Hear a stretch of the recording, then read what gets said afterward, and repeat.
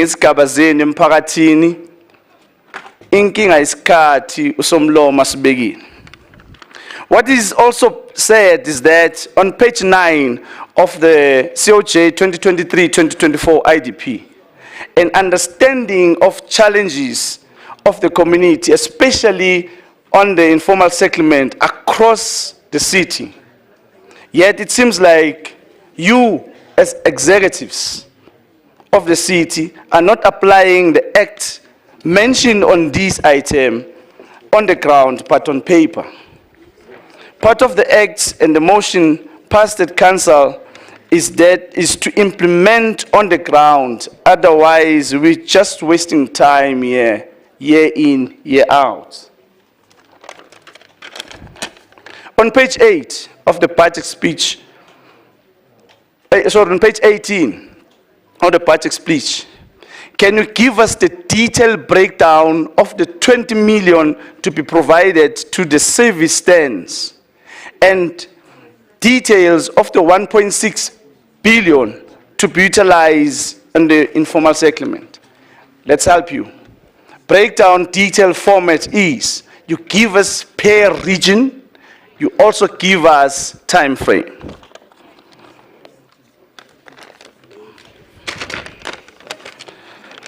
If the IDP lays the foundation for building a city that is actively addresses the issues of poverty, inequalities, and unemployment, then the question is, for how long has this IDP existed on paper, yet city of Johannesburg is at 25% of unemployment, where youth is at 31.5% of unemployment on the city of Johannesburg, yet on IDP, yet IDP exists. Is this IDP a working tool, or again it's officials who are not taking it serious, or it must be reviewed? On the 11 strategic priorities, to touch in passing priority number 6, yet another important factor which according to DA political party and government, which stipulated that government does not create jobs. However, the city is providing that government does create jobs. That is on the priority number 6. Another lie by DA. Another lie by DA.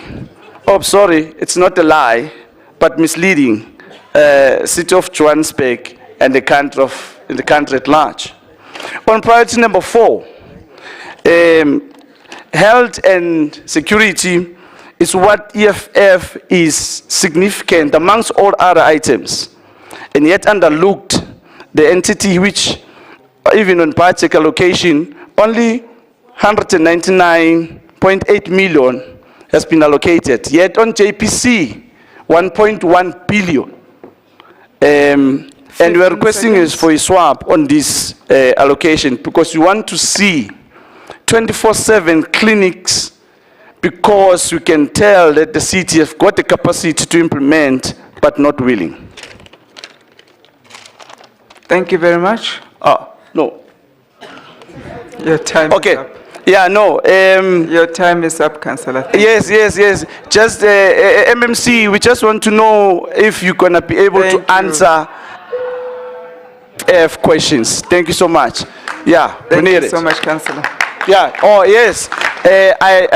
SEFF, the item.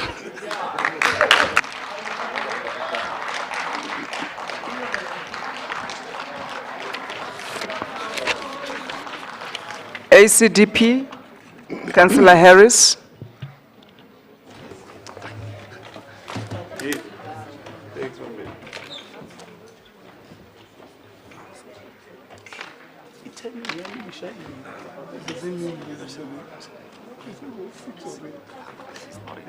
Councillor Ngwenya, kindly switch off your mic.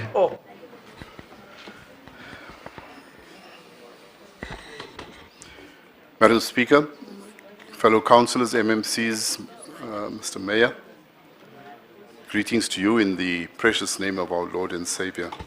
The first page of the Human Settlements Business Plan sets the tone for the rest of the reports. It says the business plan seeks approval from the mayoral committee. If that is so, then I need my BMW with an engine. There are many mistakes, but from my reading of this cut and paste business plans, we are being asked to consider something that is just not right. The plans are written in flowery technical language, telling us what the writers think that we should know, but lack substance and creativity. Some glaring items that stand out.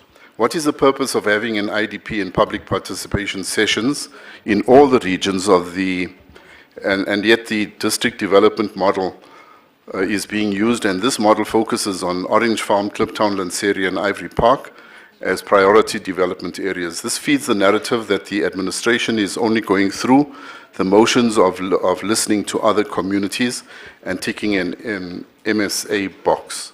Human Settlements talks about the role the state has in providing low-cost housing.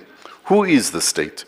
Do any of the 459,285 people on the housing waiting list understand the role of province and national in the provision of housing?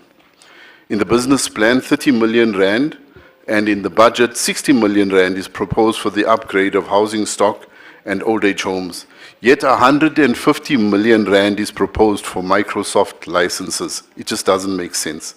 These anomalies is why the city of Johannesburg is the biggest slumlord, and we simply do not care or understand about the domino effect of social ills on people forced to live in slums. The Human Settlements report deceives in places. It talks about 60 units of Maxwell Court in Claremont being refurbished. Just in case we question this misinformation, they also state that this high-rise slum is yet to be refurbished. It is not right, it is unacceptable. I am pleased to read about the focus on what is termed unlocking the mining belt. Detail is scant on two critical issues, though. The first, the establishment of a security force that is armed appropriately and trained effectively to deal with the illegal miners and that are terrorizing communities. There is contestation in the basin, starting from Crown Mines to Orlando, for the rights to dredge that stream. The contestation revolves around the estimated 6 billion rand in various minerals that can be reclaimed in the process. There is no mention of how the city can facilitate the process and add to its revenue streams. JCPZ is custodian of 27,924 buildings. They aim to release 140 properties on social and economic leases. However, we have heard time and again about the rapid land release program. How long do we have to endure the same empty promise? They also mentioned the release of privately owned bad buildings. No budget is there to acquire these properties. The ACDP respects property rights. However, we must ask the question, do we accept the existence of rundown buildings in our city whilst owners are missing or they simply do not care? Instead of waiting for the budget to fall from the sky, assign those buildings to hard-pressed SMMEs and set standards for them to renovate the buildings and create economic opportunities for themselves.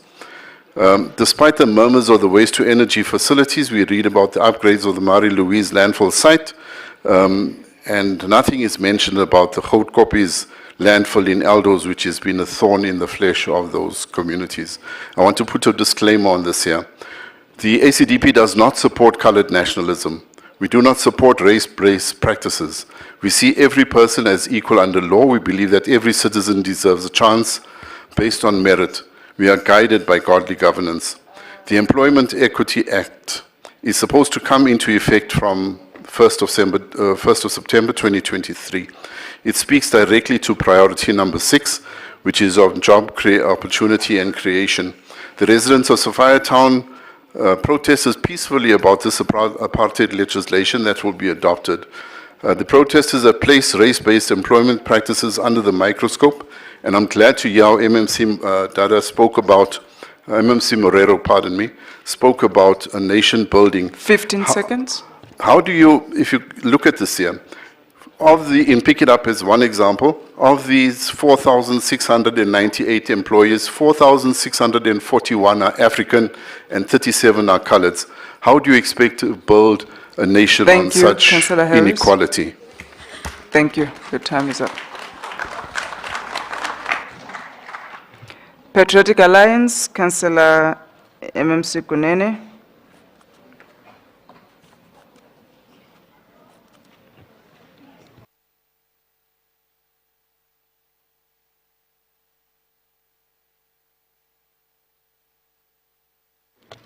Let's wait for the councillors that are moving out to move out.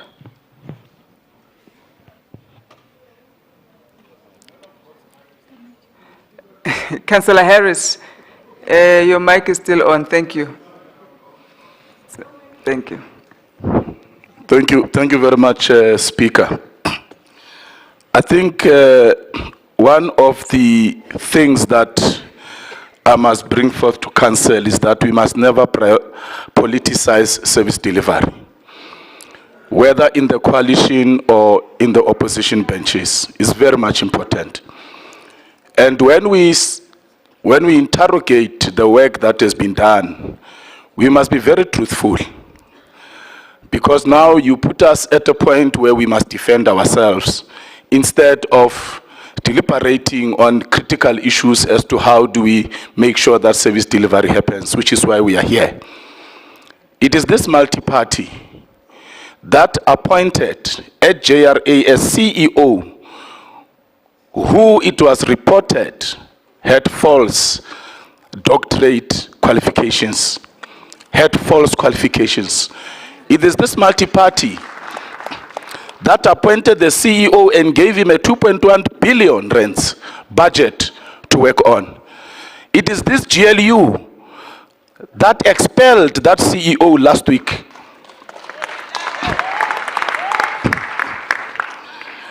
So I don't want to go into who did what, but it's very important that we become realistic. In less than five months, or in 5 months, when we came in, there was a 6 billion debt on the books to service providers. We are now sitting at 1.5 billion in 5 months. You left 6 billion owing to the service providers as a multi-party government. So let us not be academic when we come here and try to, I would have spoken, used a boardroom phrase, but I am not allowed. Let us be very clear when we come here, because some of the failures or some of the challenges that we are facing as a GLU is because of the failures of the multi-party. And we have to correct your failures before we can overcome our challenges. And we are getting there.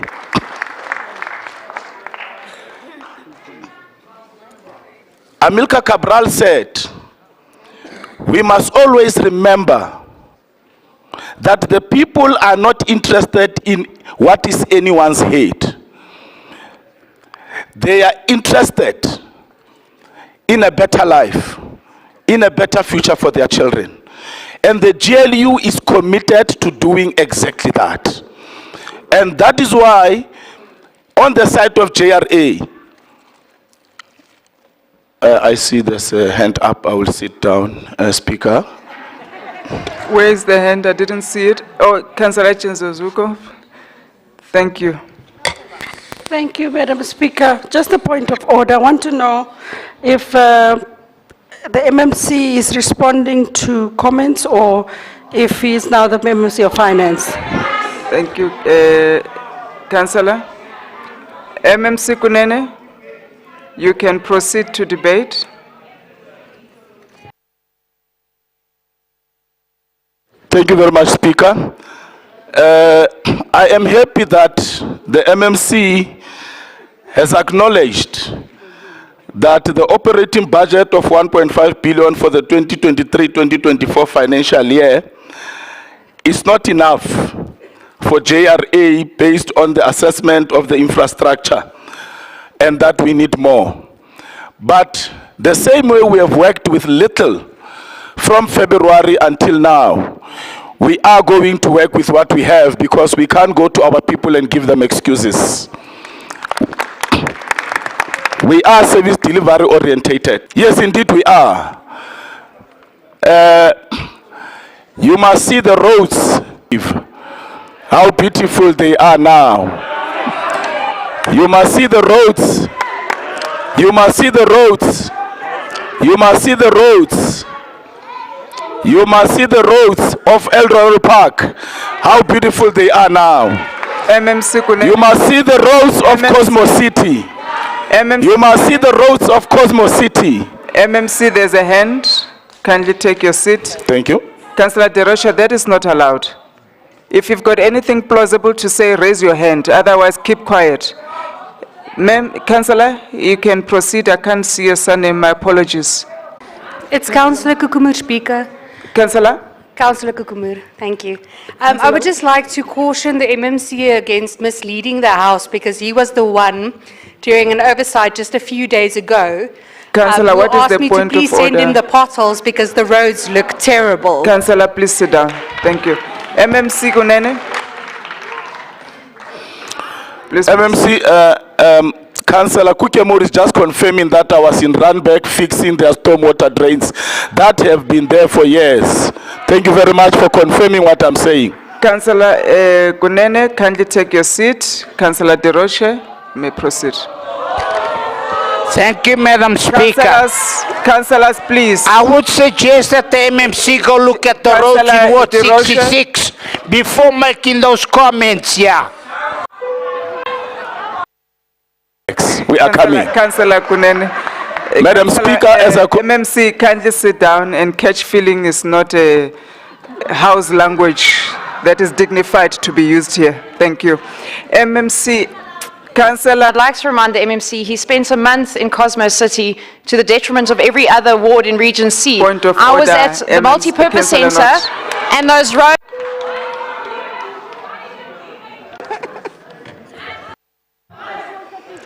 Thank you very much, Madam Speaker. Councillor Knott questions the presence of MMCs in meetings. MMC Kunene, you are generating a lot of energy today. Please take your seat. Councillor Ngwenya, proceed.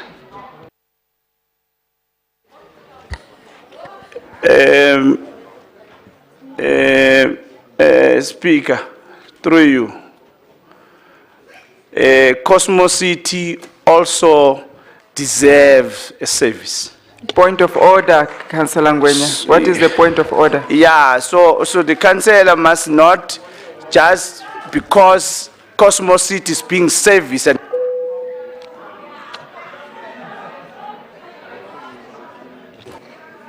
Thank you. MMC Kunene. I heard you, Councillor Ngwenya. Thank you for confirming the work that we are doing. Councillor Knott speaks a lot about MMCs not attending meetings. Madam Speaker, I went to attend a council forum of Region C. MMC Kunene, please take your seat. Councillor Bitcow.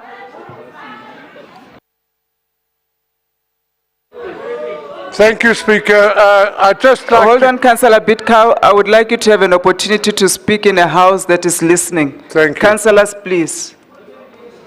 I'd like to commend MMC Kunene because he did come through Ward 101. But, you know...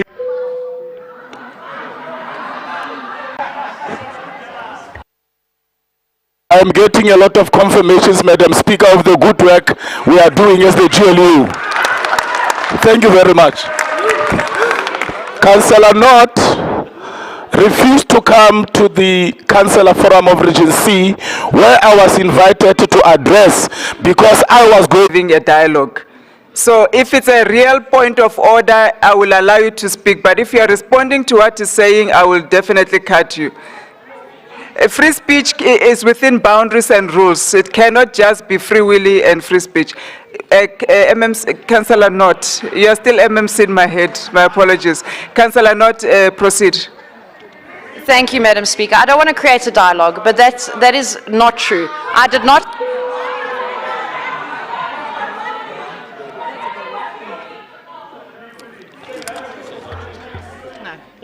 MMC Kunene, I hope you will be able to Criticize the MMC when he's doing work in certain wards. Our people deserve service, all of them.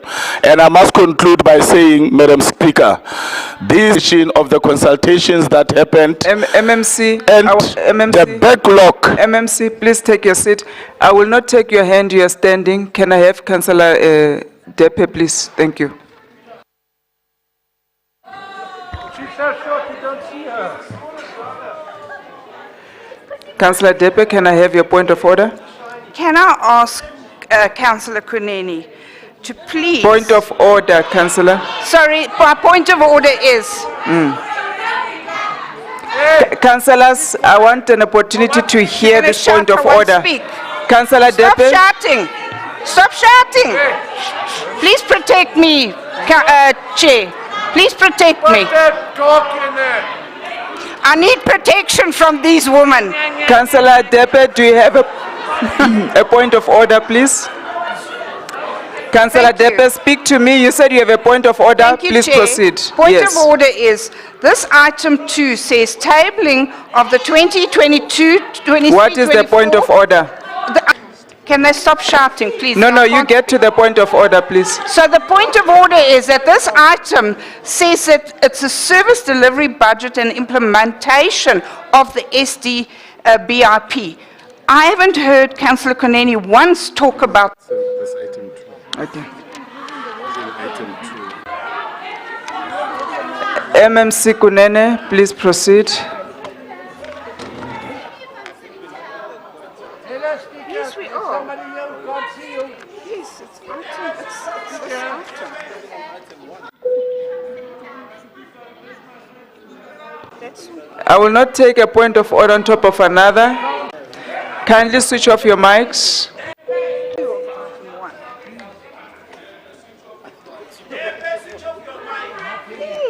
Councillor Depe, please switch off your mic. Councillor Depe. Thank you, Madam Speaker. I was saying that these business plans were written in consideration of the consultations that has happened, but also the reality of the backlog that we found in service delivery, our people being failed, and criticizing these business plans on the basis... Thank you, MMC Kunene. There is a point of order. Can I get Councillor Ma? Councillor? Councillor, please pray from here. Forwards. Sorry, you're not the point of... Councillor, I will note, you can't have a hand on top of another. So if your hand is freshly up, I'll acknowledge you. Councillor Holmes, please proceed. Thank you, Speaker. I apologize for standing up to get your attention, but I'm a little shorty, hence the standing up for my hand. MMC, firstly, thank you very much for visiting Region E and for coming to our ward. What is the councillors point of forum. order? Thank you. MMC Kunene, please proceed.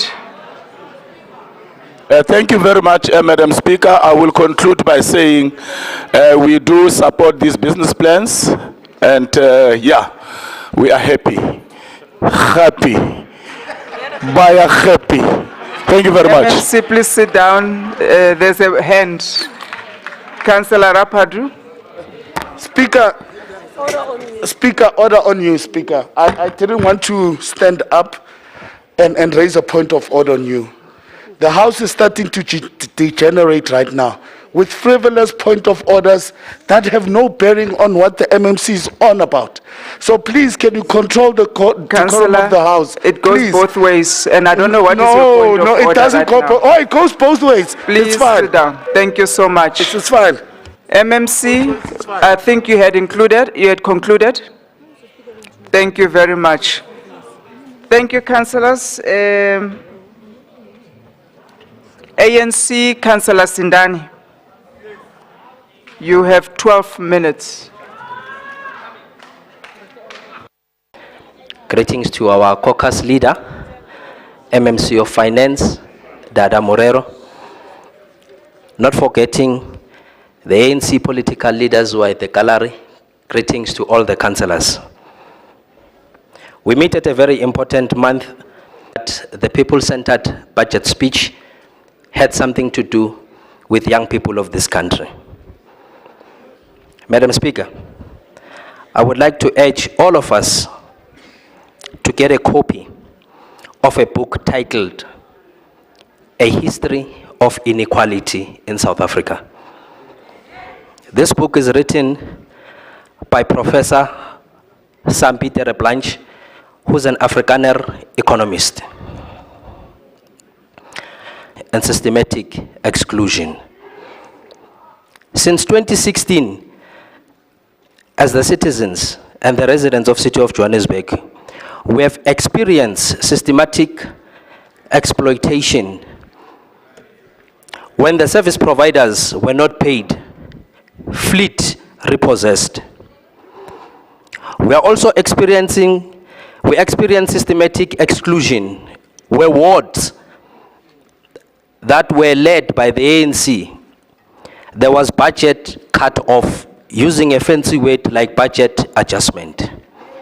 As a result, the project of Lufureng could not continue until the intervention of the national. So today, we are happy that the IDP did sit, in particular in Region D, where MMCs were part of that IDP and our people participated. So we are excited as the African National Congress that the IDP did sit and the business plan is going to be implemented. We support it and we accept it. Thank you very much, Speaker.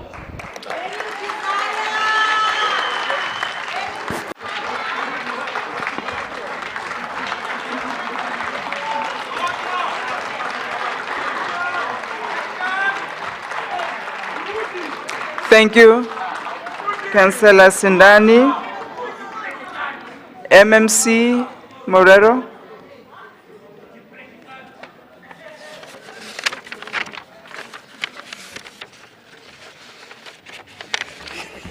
Speaker. Speaker of Council, Councillor Colleen Makubela. Chief Whip of Council, Councillor Zungu. They said something like Nyamaishi or Nyamagaishi. Then the Executive Mayor, Mayor Kabelo Kwamanda. Maybe let me also take this opportunity to greet all councillors in the House once more.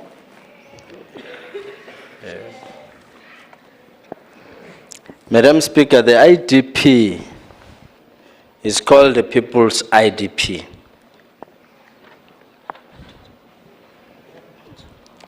Am I protected, Speaker?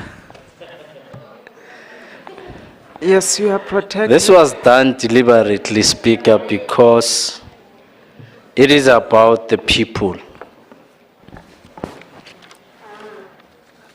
Which one? The people of Johannesburg? The 6.5 million people of Johannesburg. The consultations took place, and through the budget we illustrated that we listened to the call of the people of Johannesburg. The targets in the IDP are in line with the national norms and guidance.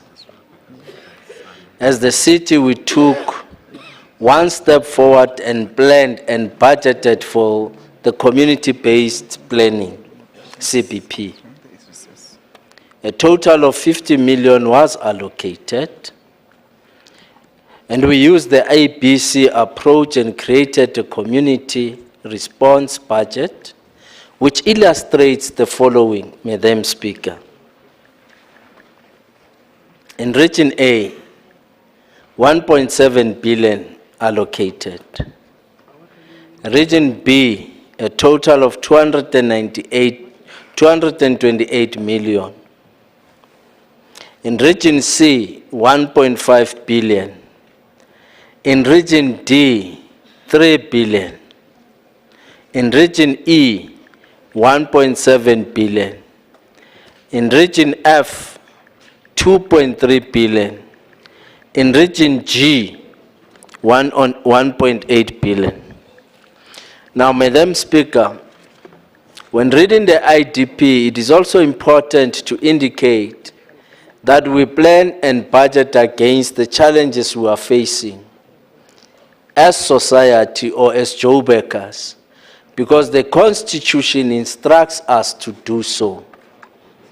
We don't plan and budget against political needs. We budget based on the needs of the people, not political needs. Shall I also remind you,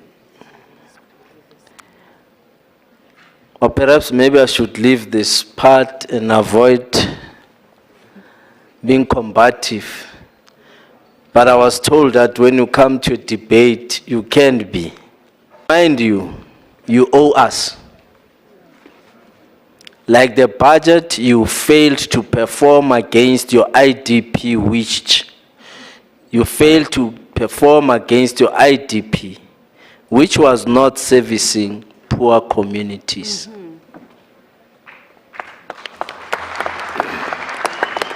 We are in the business of changing lives, and this IDP puts us on track to change lives and make an impossible situation possible. Before I request the House to adopt and approve this report, I just wanted to comment on Councillor Abdullah, that in June, as we celebrate June 16, let's also remind ourselves, young men from the Cape Flats who left South Africa in 1985 and joined Umkhonto weSizwe in Angola, received political and military training. 1987, he re-entered the country. In July of the same year, he was brutally murdered by the apartheid regime. Yes, we salute Ashley for his bravery in bringing about national liberation. Have we forgotten, therefore, about the sacrifices of Ashley and others? No. Are we trying to bring a race card into the politics of the non-racial society? Over the years, we have demonstrated that non-racialism concept. The previous city manager, serving under the leadership of Parkstown, is Comrade Trevor Fowler. The city manager, serving under Councillor Kabelo 30 Kwamanda, seconds. comes from Kimberley.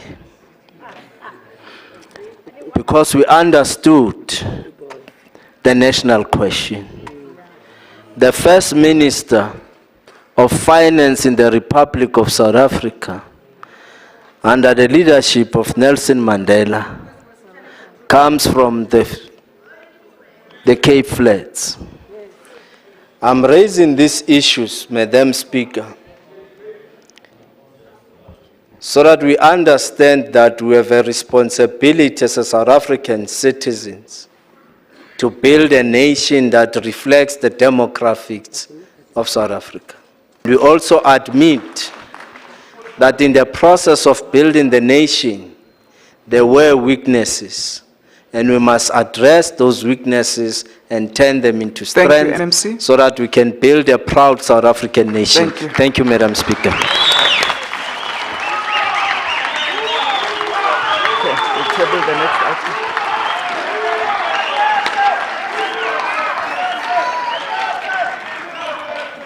Thank you, councillors.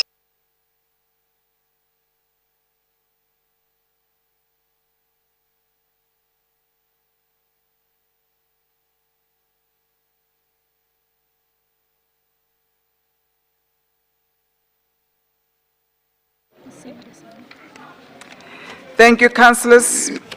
The recommendations of item 1 is on page 1.11. Is the item agreed to? Okay. Thank you. Councillors that are in favor of the item, the councillors that are saying yes to the item, kindly raise your hands. Thank you. Quietly raise your hands.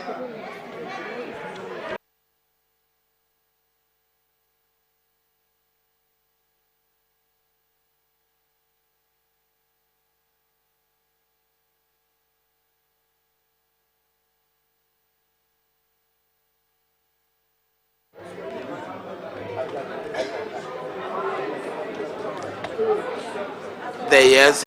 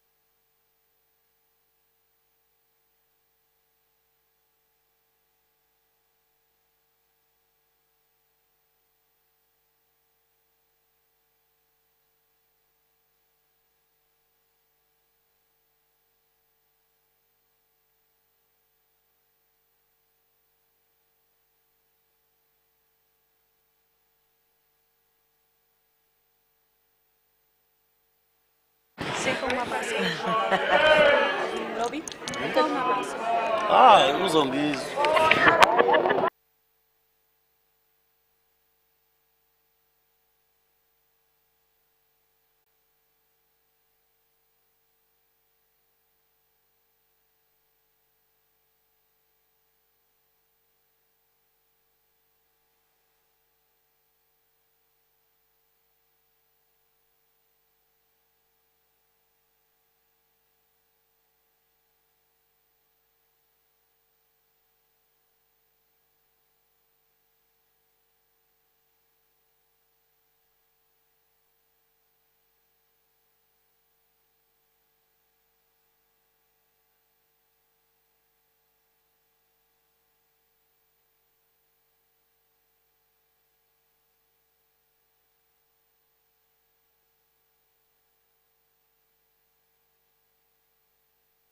Thank you, yeses. You can put down your hands.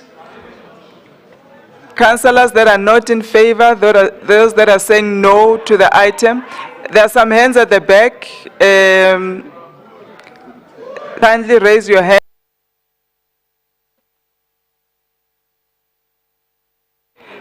Councillors, if they don't find you on your seat, we are not going to count you. We have repeatedly requested councillors to stay put during voting process. If you are not on your seat, your vote will not be counted.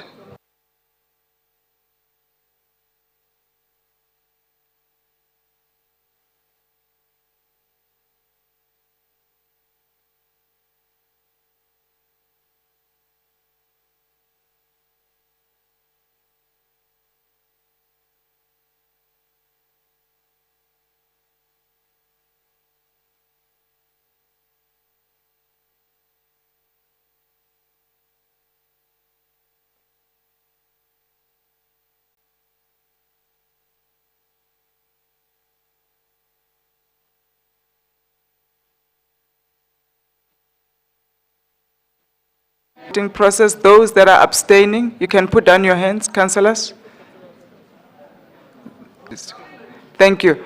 Councillors that are abstaining from the vote, you can now lift your hands. Councillors that are abstaining, thank you. Okay.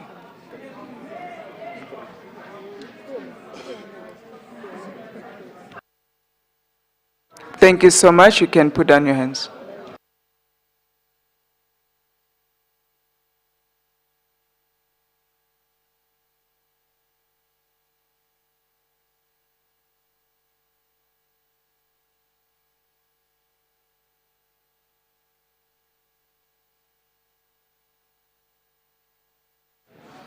Thank you, councillors. The yeses, those in favor of item 1, 164, 164. Noes, 66, 66. Those that are abstaining, 3. So the item has passed. Thank you. We can move to item 2.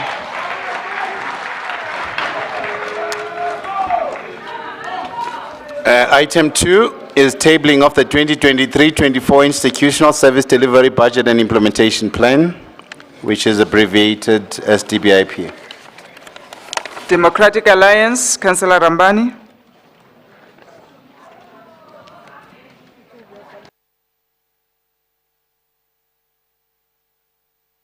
Please remove that placard behind your laptop.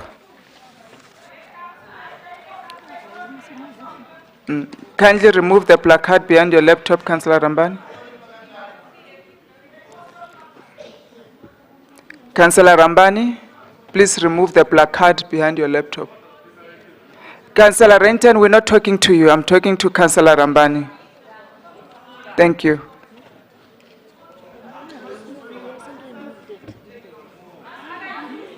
Did he take it off? I can't see from this side.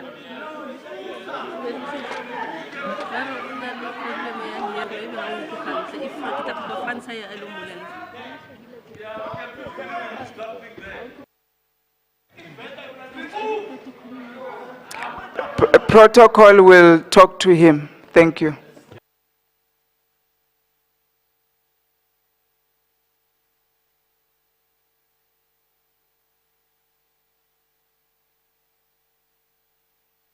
Thank you, Councillor Rambani. We can proceed.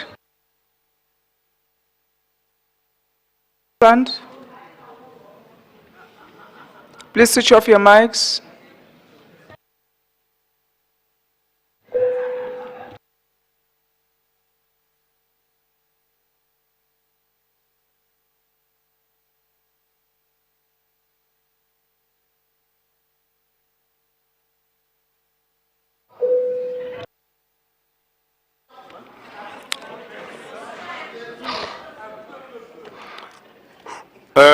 Thank you very much, Speaker, and all protocol observed. Good. Between Executive Mayor, Council, and the administration, especially assisting to hold management accountable for its performance. The MMC of Finance said that, I quote, "We can turn the impossible possible," close quote. The question is, with what capacity? Madam Speaker, once this document is approved by Council, all members of this Council will be required to use this document to monitor and evaluate the implementation of the IDP. Speaker, the Performance Audit Committee has raised the concerns in the IDP, such as concerns over the target being lower than the baseline. Those targets were not changed in the final SDBIP. The committee recommended that all the finance KPIs be set as the National Treasury norms. City Power must set target in line with their turnaround strategy. The human settlement must indicate the level of partnership in the provision of housing unit in the city. Madam Speaker, allow me to touch the SDBIP. The SDBIP, talking especially on the EISD. City Power, service level standard for City Power area outage is 6 hours. Their service level standard target for the 2023-2024 financial year is 85%. However, the service level standard during the financial year 2022-2023, we saw a lot of protest because of power outages. Residents of Bedhaven and Melrose Arc, who contribute a substantial amount of revenue in the city, had been without power since Saturday. The community of Vezunyawo in Ward 109 are without electricity for the past 6 days. There is no way that the service level standard of 85% can be achieved for the 2023-2021 and 2021-2022 was 28.9% and 29.5% respectively. And you said yourself 23%, what are you doing with the budget allocated? MMC,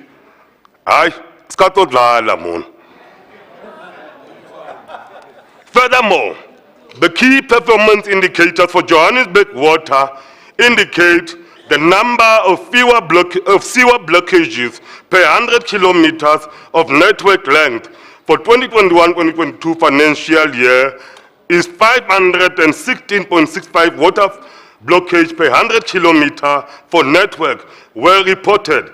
However, the target for 2022-2023-24 financial year is 524.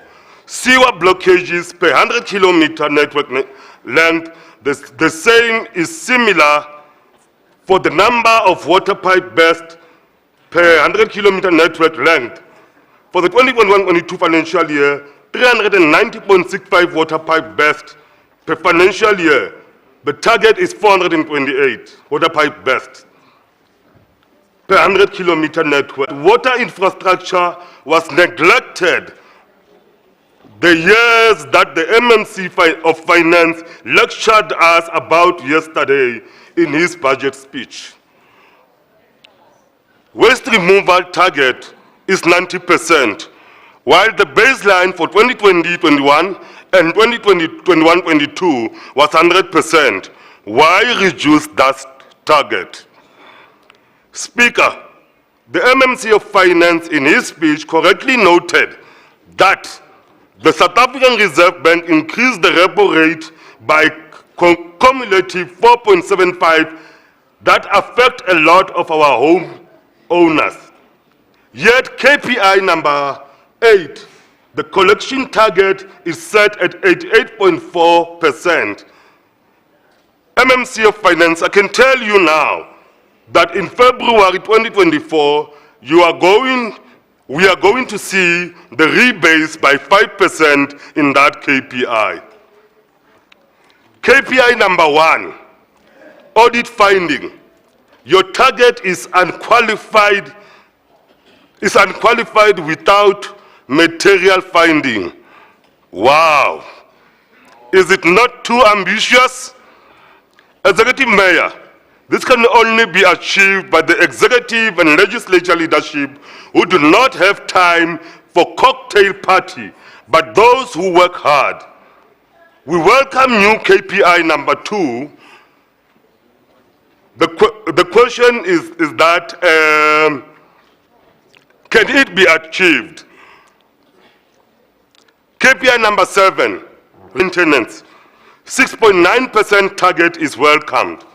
I hope all of us will be able to monitor that if it can be achieved. As there was only 3.6% in 2020-2021 during the GLU financial year. That target was only improved by the multi-government in 2021-2022 financial year with 4.8%. Madam Speaker, allow me to welcome the increase of 5.1% in legislature operation expenditure that will assist in providing support to strengthen the Section 79 committee and chairperson to conduct proper oversight on the SDBIP, and also provide training to councillors and chairperson in order to conduct effective monitoring and evaluation. Madam Speaker, allow me to quote the Auditor General, Tsakani Maluleke, who said that local government has been characterized by dysfunctional municipalities, financial mismanagement, council and administrative instability, and crumbling municipal infrastructure. This leads to deteriorating standard for living and service delivery failures, resulting in protest, close quotes. Only 38 municipalities out of 257 achieved clean audit in 2021-2022 local government audit outcome. A consequence, poor accountability and poor leadership. 30 seconds. The leading province for clean audit was again the DA-run Western Cape with 21 municipalities. While Gauteng, the DA-run municipality continue, while Gauteng, the DA-run municipality Midvale continue to shine. And Ekurhuleni attained clean audit while it was run by the DA-led multi-party government. The DA does not believe that those targets set Thank you, Councillor. Your time is up.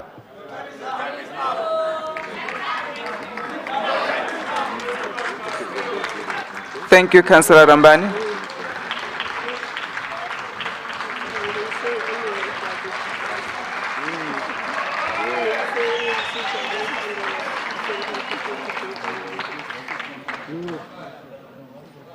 EFF, Councillor Zita.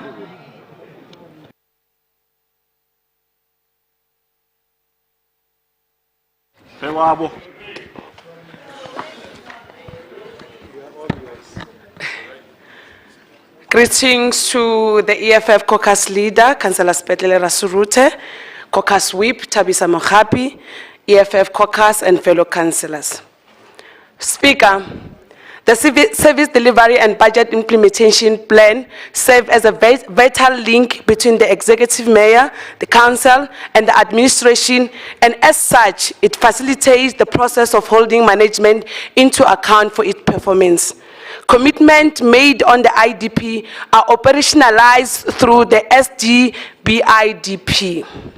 Acknowledging that the city, just like any other spheres of government, operate on a limited resources.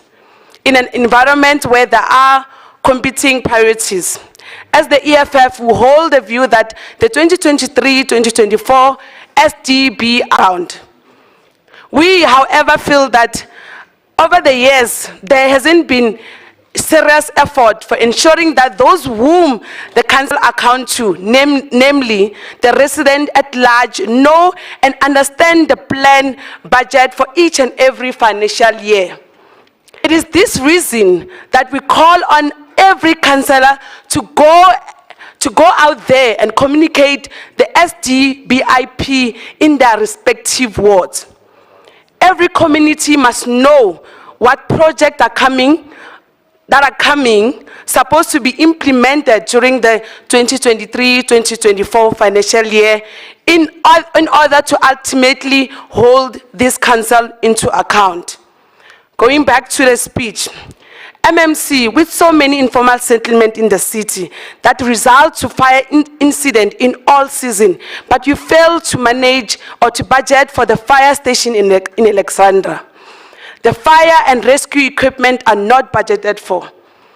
MMC kindly advise, where are your... As the EFF, we raise a motion that was passed in this council that all SASSA beneficiaries shall automatically qualify for the City Expanded Social Program, ESP, without them going through the hassle of registering again for the ESP. Now, let's come to people living with disabilities. The disability sector requested 2% from total budget of social development. As the EFF was very concerned about how the budget was allocated, more especially when it's come to public safety and social development. Speaker, in closing, the EFF will be celebrating 10 years of unbroken struggle on the 29th of July at FNB Stadium. We invite all the residents of City of Johannesburg to form part of this historic event. Speaker, the EFF does note the 2023-2024 SDBIP. Thank you. Yeah. Stand like that.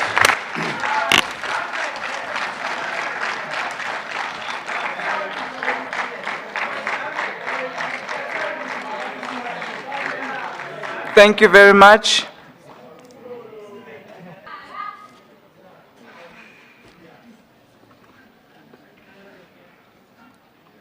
Thank you very much, Madam Speaker. Let me greet you, Executive Mayor, Chief Whips, especially the Chief Whip of Patriotic Alliance, the brilliant Peter Rafferty, all the councillors of Patriotic Alliance, the very active councillors, very robust servant councillors of the Patriotic Alliance, true patriots indeed, who love this country and its citizens.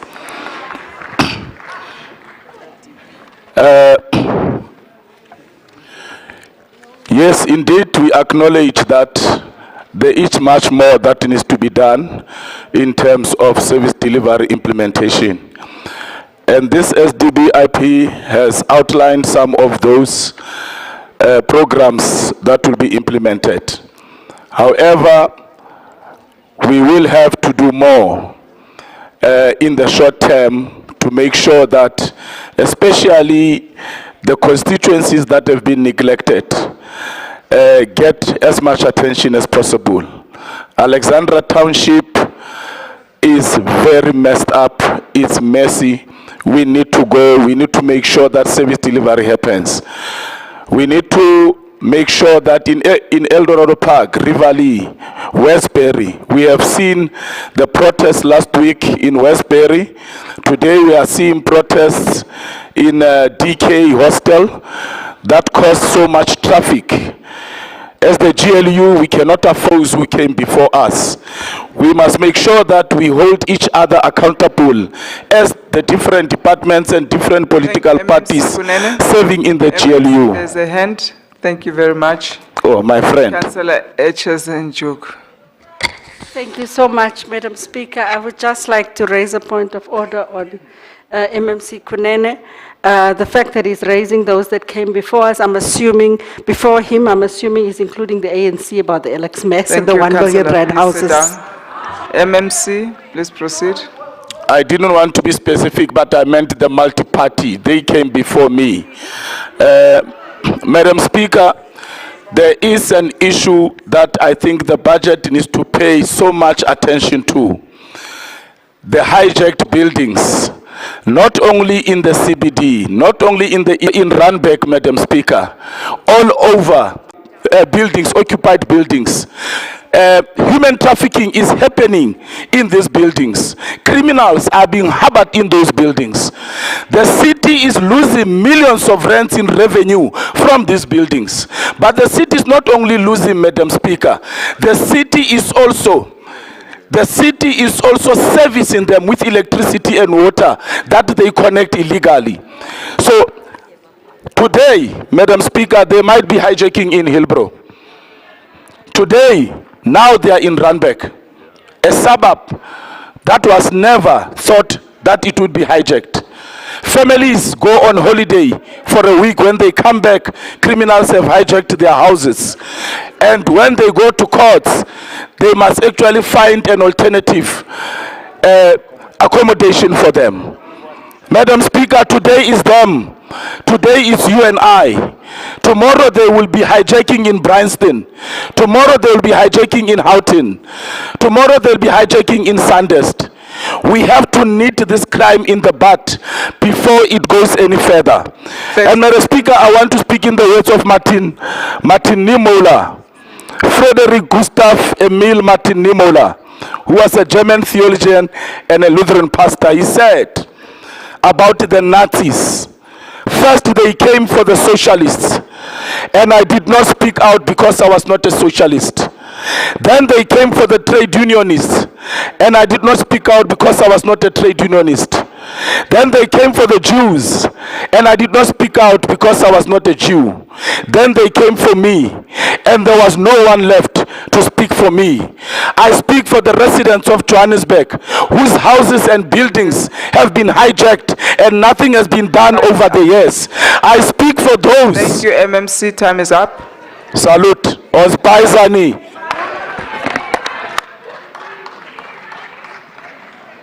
Action essay, Councillor Cotrius.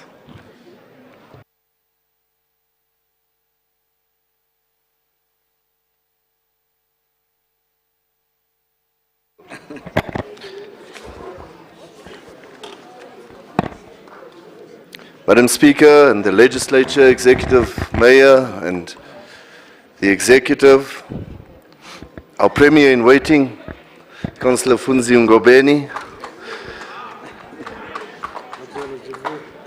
the residents of Johannesburg, but most importantly, the residents of Eldorado Park, Westbury, Ennerdale, Rovalee, Klipspruit, those people that also contribute towards our revenue collection. Good day to you, everybody. Today, let's address the important matter regarding the City of Johannesburg's 2023-24 SD BIP. Madam Speaker, the objective of this exercise is to table this plan, approved by the Mayoral Committee, and noting at Council. This report serves as a critical tool for performance management, enabling our municipality to plan, implement, and monitor its programs. The SDBIP outlines a detailed plan for service provision and sets out how financial resources will be allocated to ensure the efficient delivery of these services. It serves as a link between the Executive Mayor, the Council, and the administration, promoting accountability and ensuring that management is held responsible for their performance. It allows our city manager, who I'm sure when he was young used to frequent Kim by night, to monitor the performance of senior managers, the executive to oversee the city manager's performance, and the community to track the municipality's progress.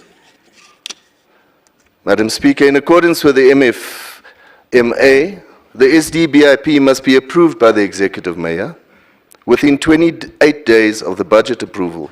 It is then made public within 14 days after approval, providing transparency and accountability to the citizens we serve. The 23-24 SDBIP aligns with the city's integrated development plan and the medium-term revenue and expenditure framework. It is crucial that we maintain this alignment to ensure effective implementation and fiscal responsibility. However, Madam Speaker, it is important to note that the Group Performance Audit Committee has raised some concerns and provided recommendations for improvement. They have highlighted issues such as lower targets than the baseline, recommended setting finance key performance indicators in line with National Treasury norms, and called for increased investment in essential areas like water and sanitation to prevent disease outbreaks. Furthermore, the committee has suggested additional key performance indicators under mayoral priorities such as active and engaged citizenry and smart cities. They have emphasized the need to invest in new generation infrastructure and improve indicators and targets based on a 10-year infrastructure plan. In terms of public safety, the committee has recommended defining a safer city, determining variables related to safety, and aligning key performance indicators and targets accordingly. This recommendation aims to address concerns raised by citizens regarding safety and crime reduction, particularly in light of load-shedding challenges. While the report follows the provisions of the MFMA and relevant regulations, it is essential to consider these recommendations to enhance the plan's effectiveness and address the concerns of our constituents. The financial implications of the 2023-2024 SDBIP will be managed through the approved medium-term revenue and expenditure framework. Communication of this plan will be disseminated to all internal and external departments and oversight committees to ensure transparency and collaboration. And in closing, Madam Speaker, a councillor mentioned and alluded to the story of the Titanic.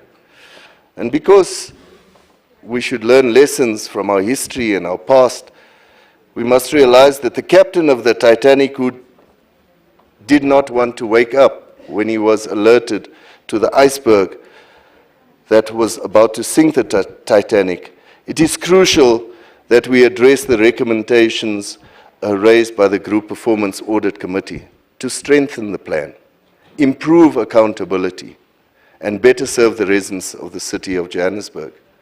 I recommend to this esteemed council that the 2023-2024 Service Delivery and Budget Implementation Plan is noted by council.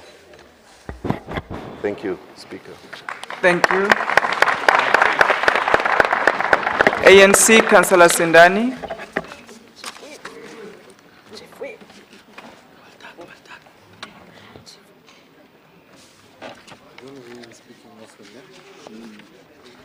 Will speak. I sit here at the back.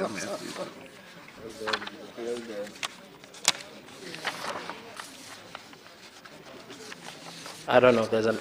Oh, thank you. Thank you very much, Speaker. I have already greeted. As the African National Congress, we would like to re-emphasize to the citizens of the city of Johannesburg that the real purpose for the SDBIP will be realized in this term, because the African National Congress is not going to do anything of exploiting systematically our people, nor excluding them systematically. This is a budget for all, and this is the budget that is going to serve all the citizens of the city of Johannesburg. We therefore note and welcome. Thank you very much. Thank you, Councillor Sindani. MMC Morero.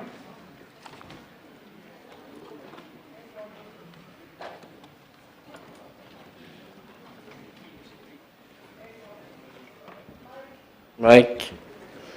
Thanks, Speaker. Perhaps let me give a few comments. One, the service delivery budget and implementation plan. This implementation plan it's an implementation plan that brings the IDP and its budget to reality. Council uses this tool to hold the city manager accountable. Hence, we would have said, hence, I have said earlier, we must not blow it. We are aware about that there are targets that are below benchmark, which our Councillor Randani would have raised, and that is because there is no money. We are in a tough times, and when in tough times, you must deal with your reality.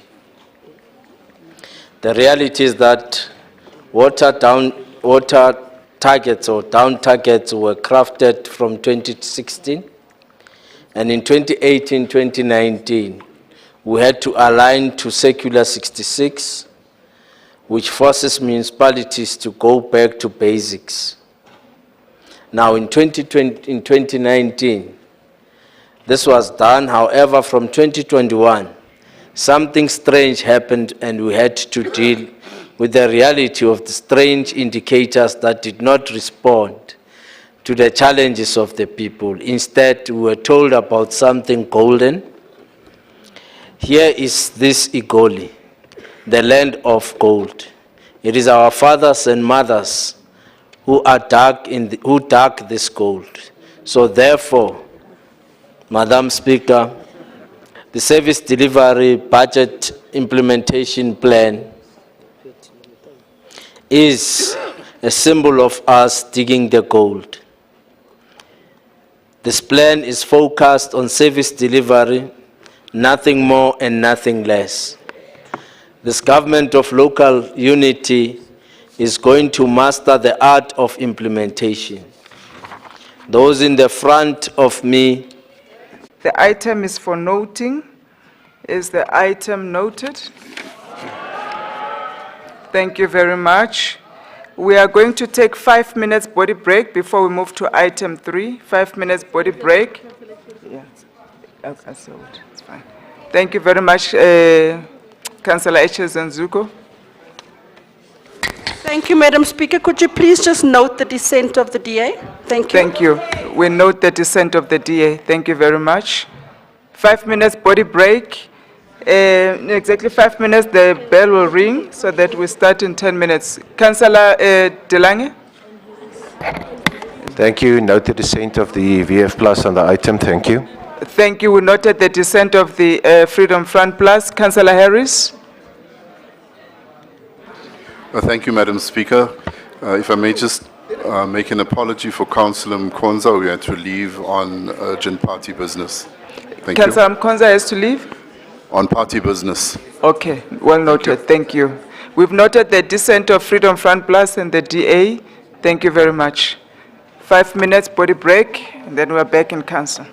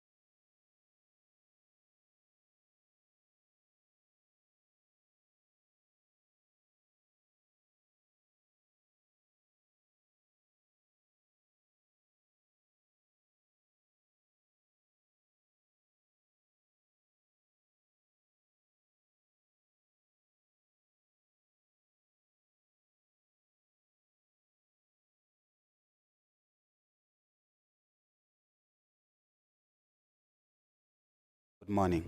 Morning, and thank you so much for having me. Good morning to all our viewers and residents. What was your overall speech of the financial budget yesterday?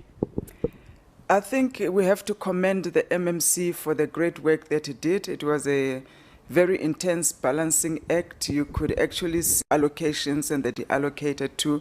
What impressed me the most was that he targeted the GLU priorities, the Government of Local Unity priorities, and he addressed each and every one of them.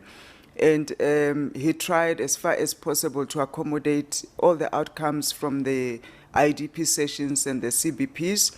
I guess what remains to be seen is where do we get the money and whether or not we are going to be able to achieve all those proposed plans and the budget allocations. Wow, as you heard it from the Honorable Speaker of Council, Colin Makubele, we just want to know, maybe there are people at home and the resident of the city of Johannesburg, they want to know what is it expected of the event of today? Today is one of the very, very important days, and various political parties, especially the opposition parties, will counter the speech, and they will raise their own arguments and suggestions. Even the parties within the coalition will raise their own arguments, and out of that, we trust that we'll be able to vote the budget in. Because as I mentioned earlier on, if we cannot vote the budget in, it means the city cannot run. It doesn't have a budget. So it's very, very important that we get the majority of the councillors that are in council to vote the budget in. So it's a very important day. We're on a knife edge. We encourage the debates, the suggestions, the plans. But the key thing is the budget must be approved by council today.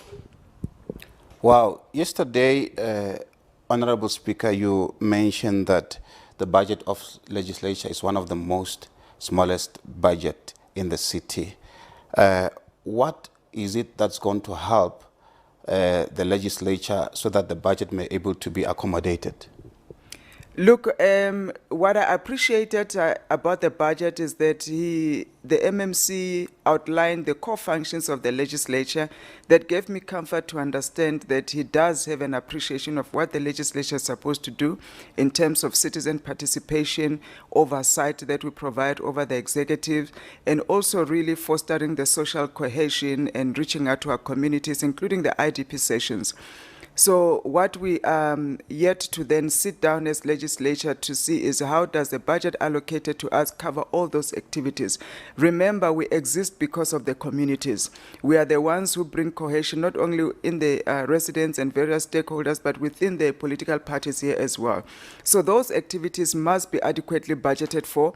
Otherwise, we are compromising on our ability to really democratically fulfill one of the key mandates of citizen participation, involvement of communities in what the council is doing, and key is the oversight scrutiny over all those plans that the executives are going to be embarking on very soon, and ensuring that what is budgeted is going to where it is planned to in the timelines that is planned to, and those are very important functions of providing accountability and really ensuring that the executives are performing. Thank you so much for your time, Honorable Speaker of Council Colin Makubele. There you have it from the Speaker of Council, Councillor Colin Makubele. And today, as we know, that it is the budget debate. Is it going to be approved or not approved? We'll see today. Thank you.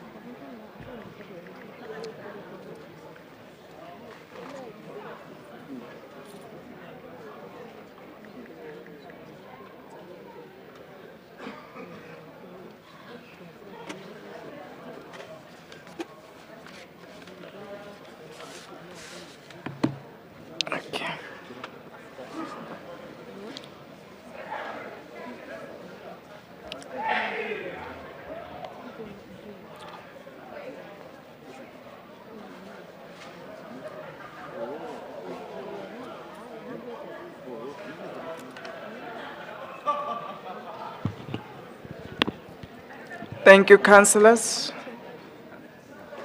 We will now move to item 3.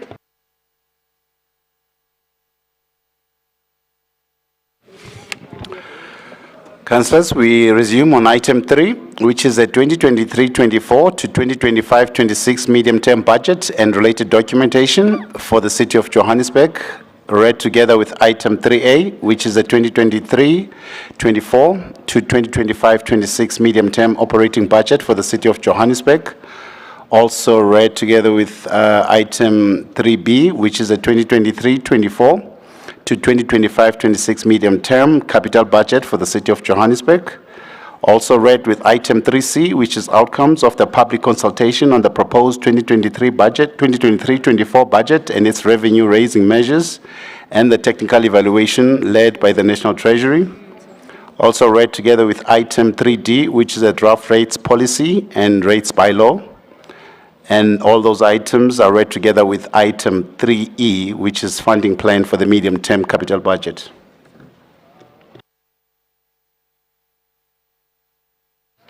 Thank you, Acting Secretary.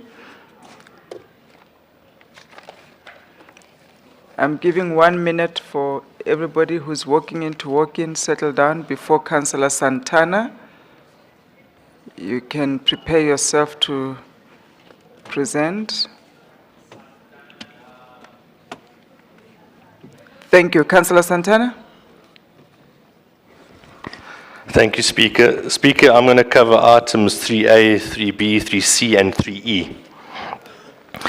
Madam Speaker, I'm not sure whether the MMC of Finance gave the Mayor the correct budget book in his suitcase.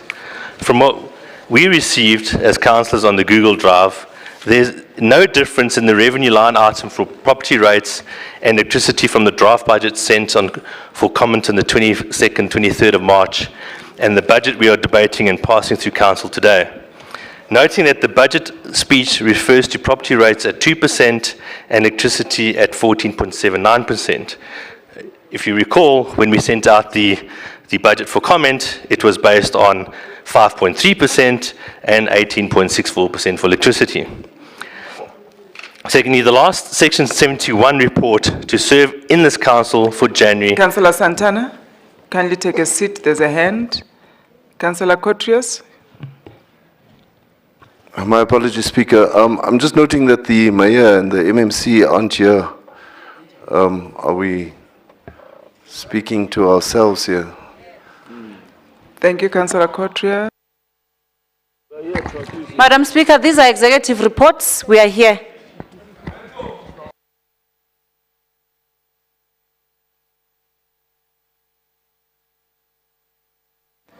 Thank you. So we can proceed. MMC Masuk is correct. These are executive reports. Councillor Santana, you can proceed. Thank you.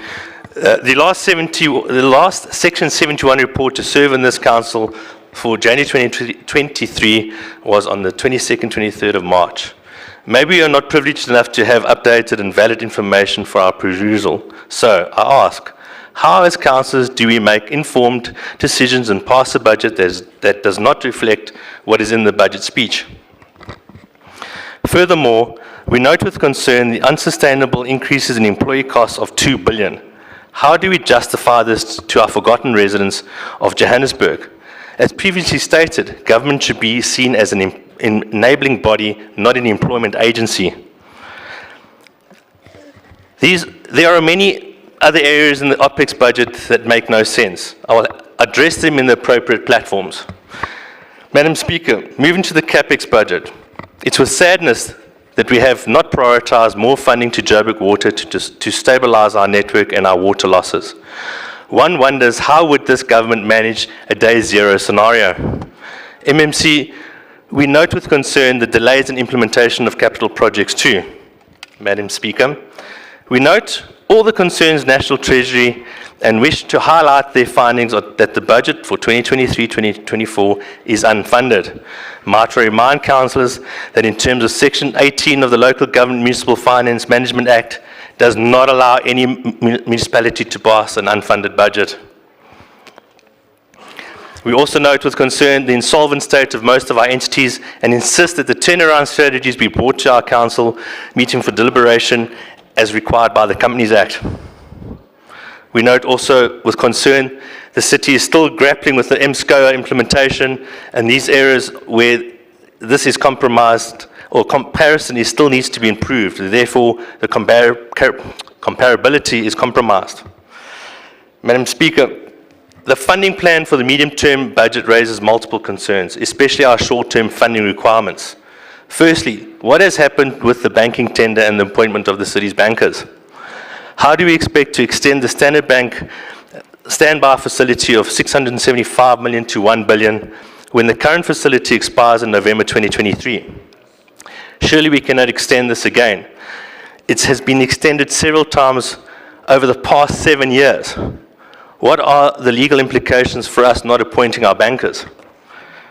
The utilization of the short-term banking facility of following institutions, Absa Bank, Rand Merchant, Nedbank, Standard Bank, Investec, Development Bank of South Africa, or insurance of commercial papers or utilizations of the standby short-term bank facility as part of the new transactional banking contract for a total of not exceeding 3 billion at a cost of GBO plus 4.50 basis points in the 2023, 2024, 2025, 2026 financial years is to amend short-term cash flow mismatches that may arise. But the multi-year short-term debt funding is not permissible in terms of Section 75 of the MMFA. So how do we do 3 years worth of funding in short-term? Thank you.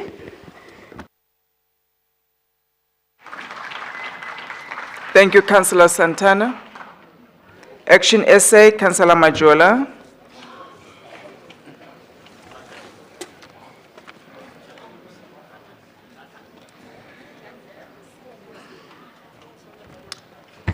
Thank you, Speaker.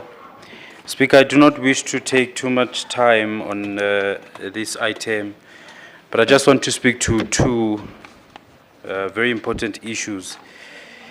Action SA welcomes the allocation of 135 million rand set aside to lease properties to accommodate the city's staff while the Metro Centre building is being refurbished. At this point, Madam Speaker, unfortunately she's not here, I'd like to congratulate Councillor Mpumi Edwards for her persistence in running the story of the decay of the Metro Centre building. She has put pressure, and now the disaster that was looming can finally be avoided. Congratulations to her. On the issue relating to insourcing, Madam Speaker, it's interesting how all of a sudden the EFF's tone has toned down its radicalism in fighting poor. Madam Speaker, I used to fight alongside Councillor Zita of the EFF for the contracted security guards and cleaners to be insourced. She remembers this. It appears since the EFF has become part of government, they have abandoned the struggle of the poor. It is. Action SA has now become the only hope for our people, Madam Speaker. We have become the only party, Madam Speaker, the only party that still demands that the city must insource contracted security guards and cleaners. We will never stop until these security guards and cleaners are insourced, because we are a principled party. When we make a promise, we don't renege. Since the EFF has become a member of government, Madam Speaker, their priorities have changed indeed. Indeed, Madam Speaker, power corrupts. Thank you. Councillor Majola, just 1 second. There's just too much movement and talking by councillors. Polobosho. Councillor Polobosho. Thank you, Speaker. Speaker, perhaps the EFF fell for the trick of the MMC of Finance when he called that 75 million rands as insourcing. That money was not for insourcing. That money was set aside for the procurement of the tools of trade, for security guards that are already insourced. It is for people that are already in the city's payroll. What a shame that the EFF could not pick this up and fell for this trick. I am pretty sure, Madam Speaker, that if Councillor Mvuzo Dlanjwa was still here, he would have been able to pick this up. Please take your seat. There's a hand. Councillor Mphahlele, what is your point of order? Speaker, I rise on a point of order that they must not cast aspersion. King, What is the point so of order? the point of order is that he's talking nonsense about EFF. No, Councillor. No, Councillor. Councillor. Madam Speaker. Let's even forget you stood up. Councillor Madam Majoro, Speaker. please proceed. Yeah. Thank you very much, Madam Speaker. Speaker, those that remember how radical and how active the EFF was when we still had Councillor Mvuzo Dlanjwa, they would know that the EFF of today is very different from the EFF of then. Councillor Majola, I don't know whether you are talking on the item or you want Madam to talk Speaker, about EFF. Thank you, Speaker. Today, the ANC drags the EFF around to fulfill the ANC priorities. If what I'm saying is not true, then show me one item in this budget that represents the EFF's priorities. Show me one item in this budget that represents the EFF priorities, the EFF manifesto. There's nothing in this budget, I'm not sure what you are There's nothing saying. in this budget, Madam Speaker, that represents. That's my point, Madam Speaker. I do not wish to debate this. It's a fact. They are being dragged around. Please take your seat. There is a hand. I don't know why you are talking on behalf of EFF. Councillor Councillor Nonhlanhla, the surname. Please proceed. Radebe, Councillor Radebe, my apology. Thank you, Speaker. I'm rising on Rule 74. The councillor must not come here and mislead this council. If there is any item that represents the EFF, he must start talking about the provision of the sanitary towels to all public spaces. Thank you, that is Councillor. number one. Councillor Thank you. Radebe, thank you so much. There's not a point of order. Councillor Majola, please Speaker, focus on responding yes, to the item at absolutely. hand. You're Thank you. correct, Speaker. I will focus on that. Speaker, this is what happens when coalition agreements are reached on the basis of compromise as compared to transparent, principled agreements. We have got to admit that it's over. The EFF is no more. Councillor Majola. Yes. I'm sure you know you must withdraw that statement. I don't even want to take a point of order. Just withdraw that statement that you just made. Speaker. I withdraw wholeheartedly. Thank you. Councillor Majola, please take a seat. Councillor Rapadu. Speaker, we appreciate free speech. We appreciate free speech. But Councillor Majola should not incite and try to degenerate this house because he's inciting. His statements are not in line with, we're not debating how he debates. We're not against that, but he must not incite and taunt other parties so that they can retaliate. So please, can he withdraw or continue to debate in a... Councillor Rapadu is on the floor and is correct. And I have asked that we debate in a world-class manner and Please, debate thank in you. a plausible manner. So can you Please. allow him to finish his point? Yes. Please wrap up your point I'm so he wrapping can up. proceed. Thank you. Please, can Councillor Majola debate in a fair manner, not to incite or insult anybody. Please. Thank you, Councillor Rapadu. Councillor Majola, you have withdrawn the statement that you made about the EFF, and I can confirm that. Confirmed? Speaker, thank you. Confirm. Thank you very much, Speaker. Confirm. Notwithstanding...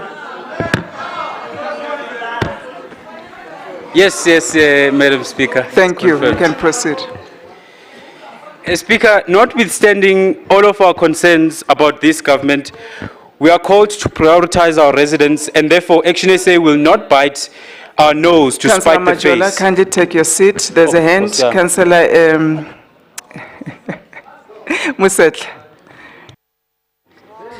Thank you, Speaker.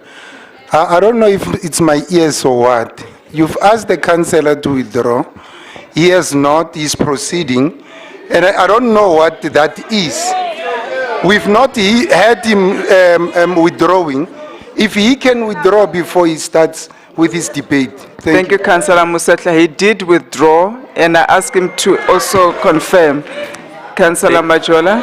Thank you, Speaker. It is the ears.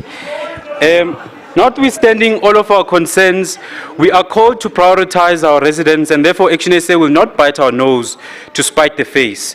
Whilst we support this budget, we will, without fail, continue to hold this government accountable. Thank you very much.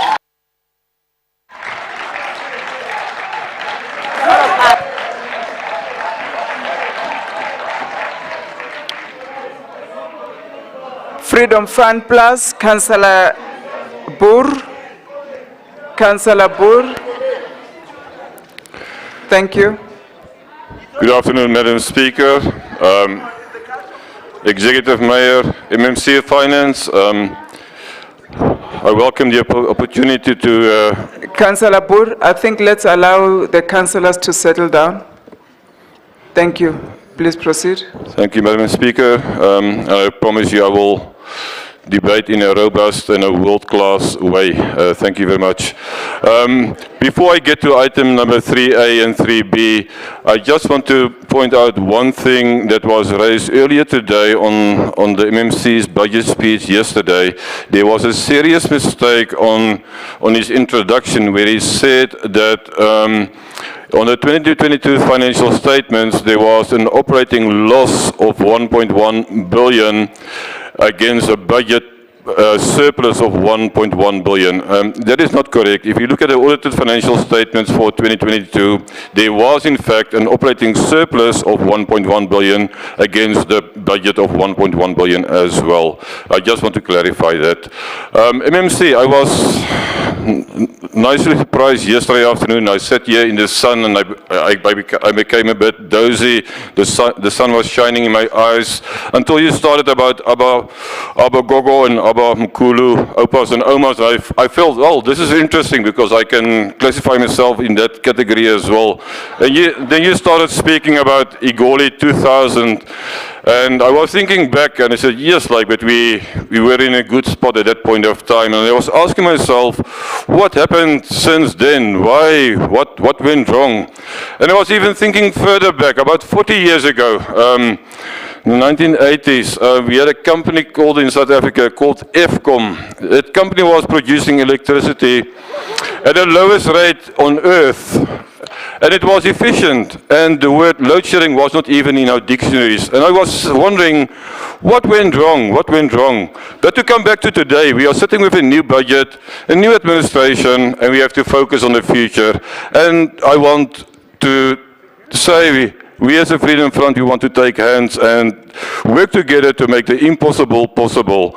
Let me comment on the income budget. The one item that is really standing out there, which we can control, is our income from rates and taxes. An increase of 15.8%, but that doesn't tell us the true story. If we take away the lowering of the basic rebate from 350,000 to 300,000, it means that for a property valued at R1 million, the monthly rates bill will increase by 26%. For the same property valued at 1.5 million, taking away that extra 50,000 rebate with the 12% average increase, with the 2% tariff increase, we talk about an increase of 20%. And this is a bit of concern to us. We know the economic circumstances are very, very difficult. The affordability of our residents is coming down. There's also residents by our resident to pay money because we're sitting with load shedding, which the city cannot do much about. We are sitting with water shedding, which is more a city problem as well. People are not wanting to pay, and if we build them with an extra 20 or 25%, I'm afraid that people are either not can afford to pay or are not willing to pay. And I really request the MMC that we do away with the 2% increase for this year. I was pleased to see that we are addressing the technical and the non-technical losses. The losses in Johannesburg are the highest of all the metros in South Africa. We lost last year 6.2 billion rand to technical and non-technical losses for electricity and water, and we really have to address this. And above all, we are sitting with water problems. We need to utilize all our water reserves that we do have. On the expenses side, one item that is really puzzling me there is the decrease in the finance cost of 19%. Our debt is increasing, the interest rates are up, but our costs for finance charges are down by 19%. That doesn't make sense. On the debt impairment, we all know that there is a big issue. 57% increase on that figure. 8 billion rand that we are losing there as well. We really need to speed up our collection rate. It seems to me there's a culture of non-payment settling into the city, and I'm pleased that the MMC also announced that we're going to address those figures as well. Finally, on the budget figures, on the capital budget, JPC was awarded 135 million Time for is up, Councillor Boer. rental offices, but no budget was allocated for the refurbishment of Metro Building. Thank you, Madam Speaker. Thank you so much, Councillor Boer. Democratic Alliance, Councillor Skay. Shay, Councillor Shay. Touche.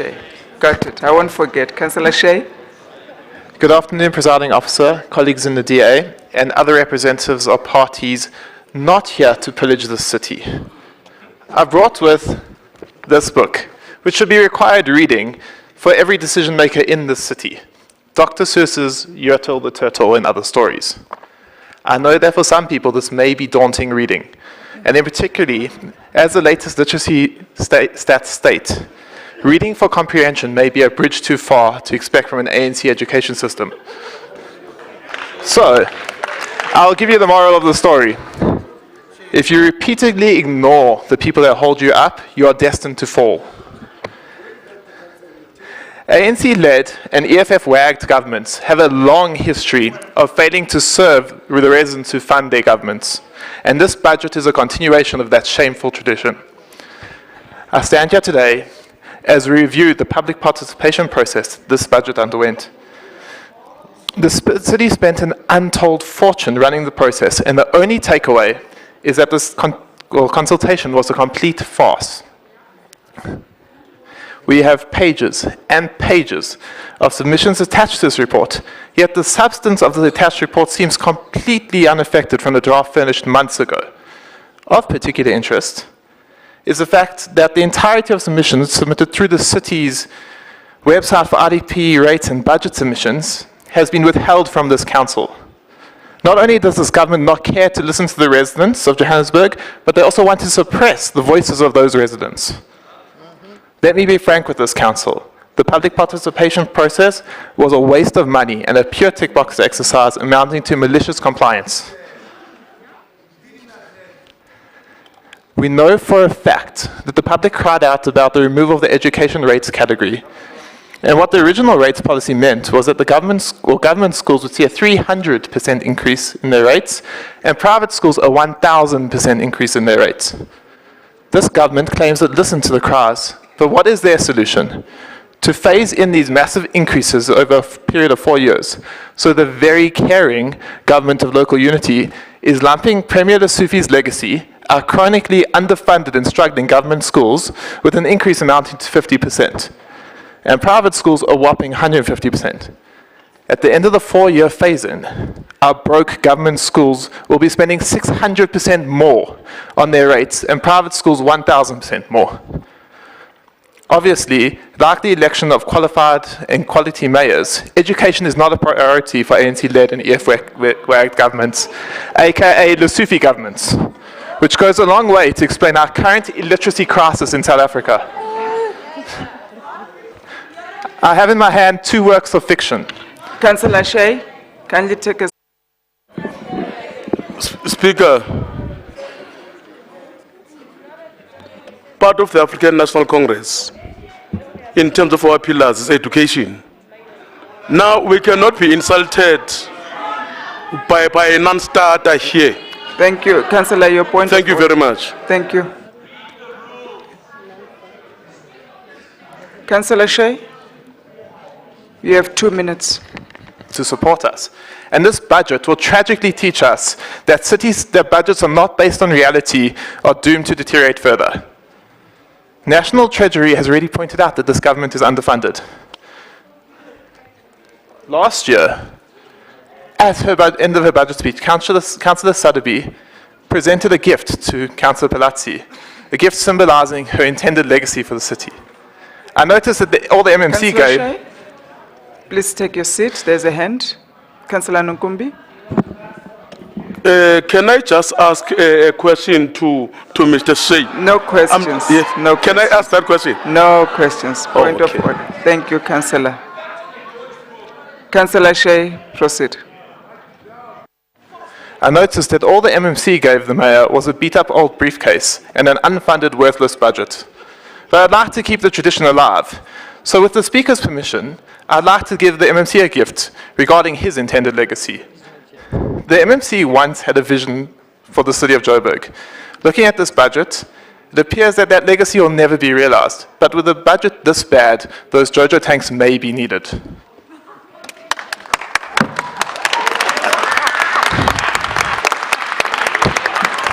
The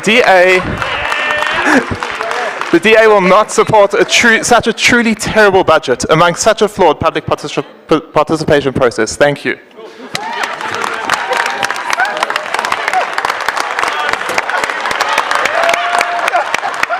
He is here, I just couldn't see him.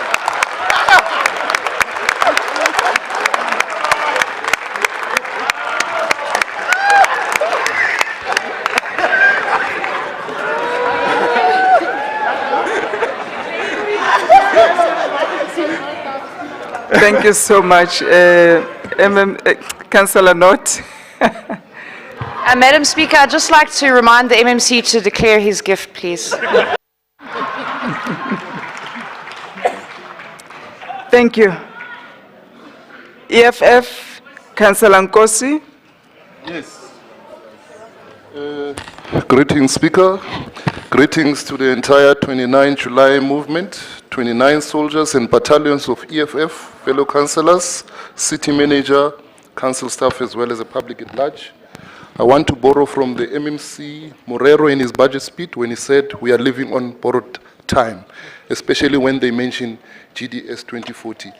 Let us give some background. GDS 40, in 2015, the UN adopted what you call Sustainable Developmental Goals. And from that, the government of ANC came with the NDP, which is neoliberal, according to us.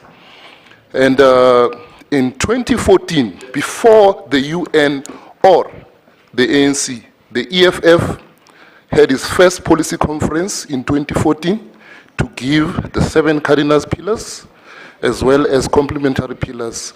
We were addressing the triple challenges: poverty, unemployment, and inequality, plus more.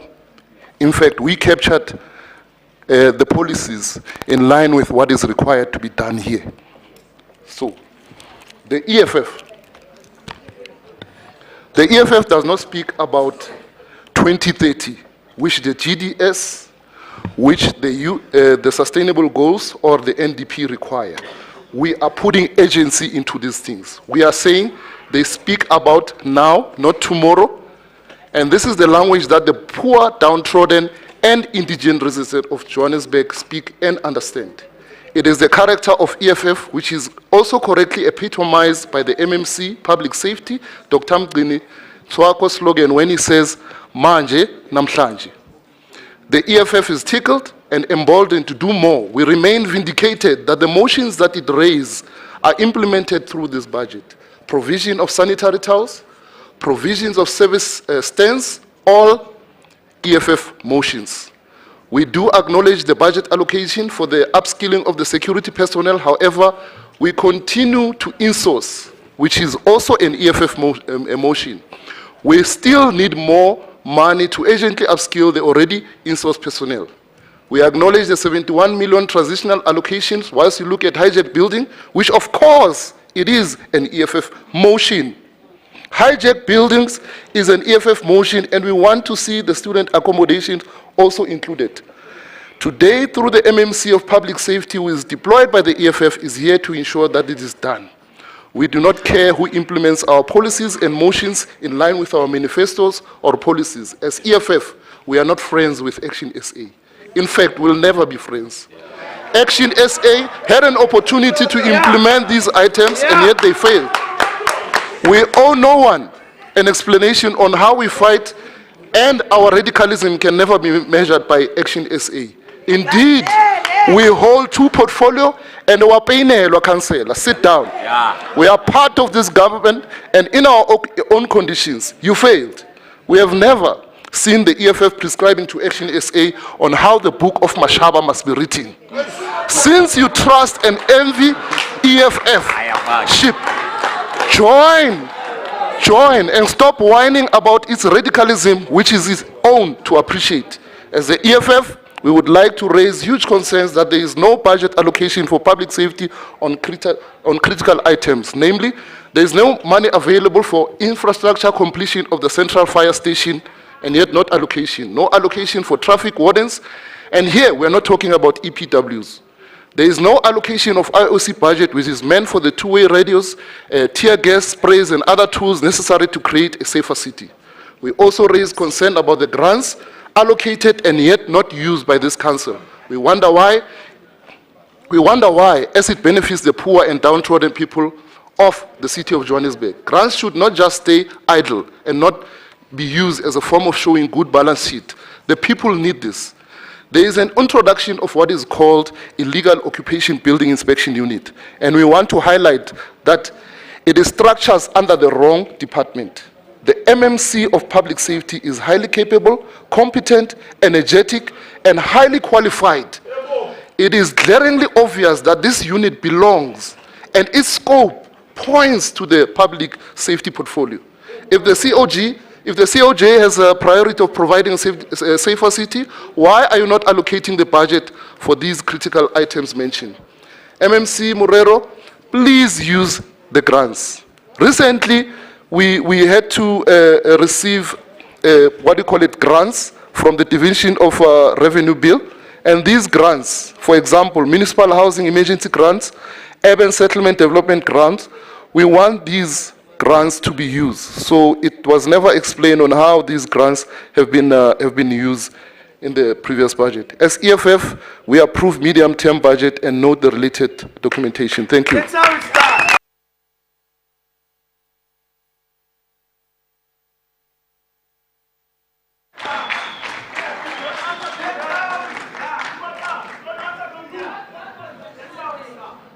Thank you, councillors.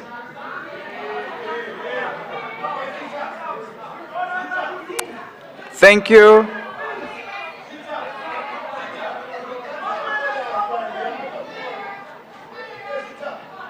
Councillors, thank you so much at the back there. Patriotic Alliance, Councillor MMC Kunene.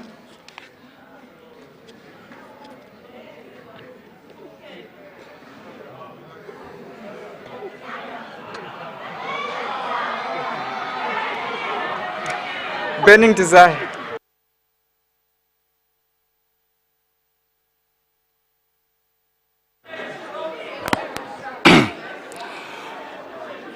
The Honorable Madam Speaker,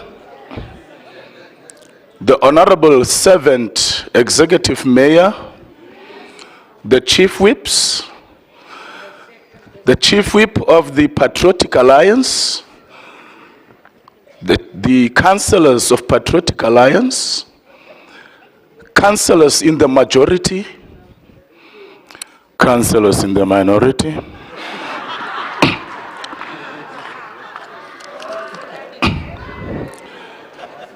the medium-term budget and related documentation for the City of Johannesburg, the medium-term operating budget for the City of Johannesburg, The outcomes of public consultation on the proposed 2022-2023 budget and its revenue-raising measures and the technical evaluation led by National Treasury. The draft rates policy and rates bylaw, funding plan for medium-term capital budget. Madam Speaker, I'm happy that the budget that is being voted today is also going to serve those on the left. We are not going to neglect them. We are going to serve them. They are also citizens of Johannesburg.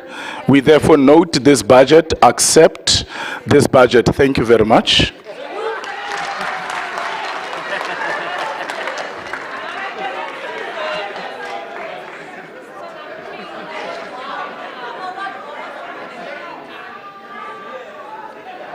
Thank you, MMC Kunene. ANC, Councillor Marema.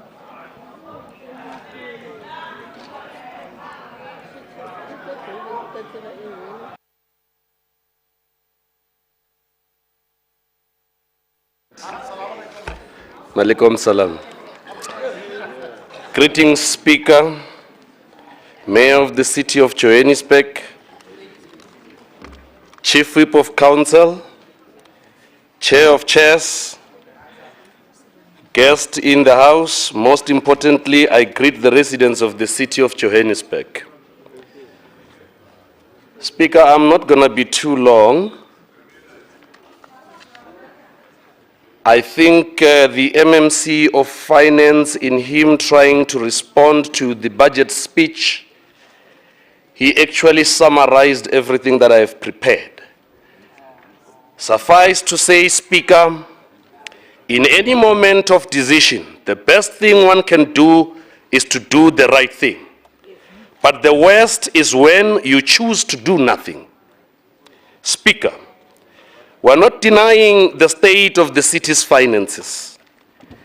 We are also not blind to the fact that the road ahead of us in rebuilding the city of Johannesburg is bigger. In fact, former President Nelson Mandela once said, and I quote, "After climbing a great hill, one only finds that there are many more hills to climb."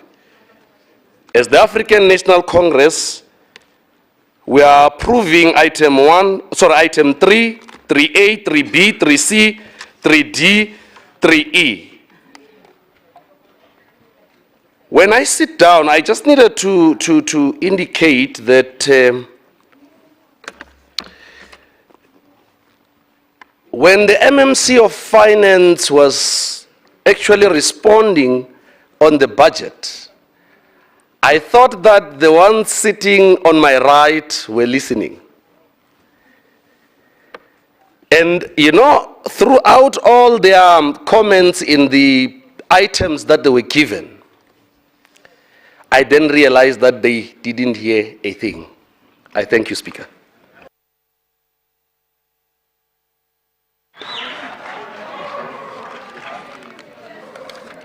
Thank you, Councillor Marema. MMC Morero.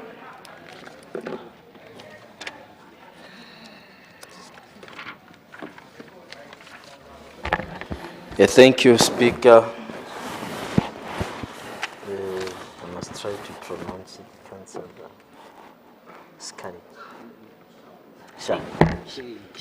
Councillor Shay. Thank you for the Jojo container. Perhaps it does define the cultural divide that we grew. It does define that there was access to water as you grow up. No need for you to harvest and store water because you were not provided with water.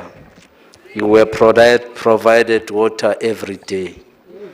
The same way that the people of Palestine, their houses have Jojo tanks on their roofs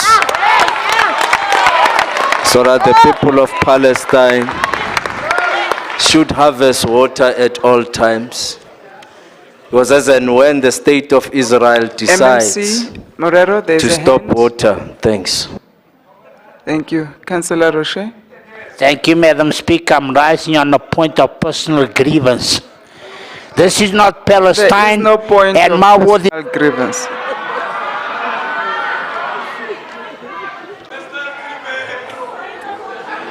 Thank you, MMC. Doing an excellent Morero. job.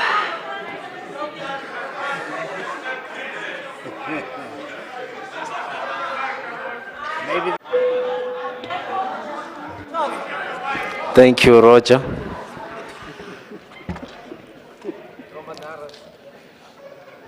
I do appreciate the container. It will go a long way in helping us to preserve this scarce resource. And I'll also refer you to the 2040 GDS, the Growth and Development Strategy of the City of Johannesburg, which acknowledges that water is a scarce resource. And therefore, as society and Joburgers, we need to find ways of preserving this scarce resource. And part of it is to begin to trap rainwater and use that for our gardening and all other issues, acknowledging that this resource is very scarce. But of course, if you live off privilege, you will not realize how scarce this resource is.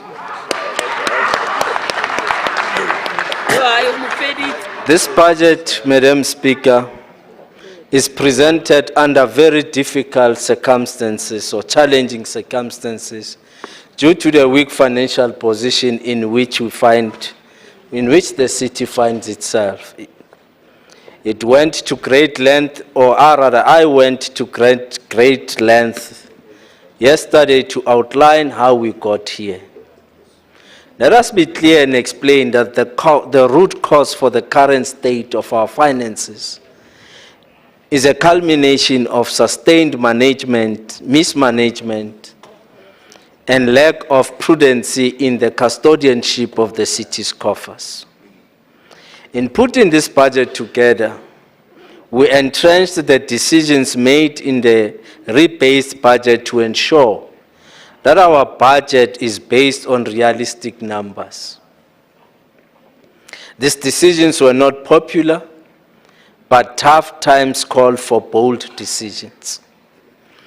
With limited resources, our focus has to be on sticking to the basics of a developmental local government. Will everyone be happy with all the decisions made? Obviously not. Even within our ranks as a coalition, not everyone is happy. Outside in the communities, not everyone will be happy. But we have to all commit to doing more with less and stretch the available rand. Councillor Santana, perhaps you did not hear me well in my earlier response. National Treasury's assessment was on our tabled budget, which they found to be unfunded. However, we have made the necessary changes in the budget we have tabled for approvals. We are indeed compliant with Section 18. So this budget, Councillor Santana, is funded.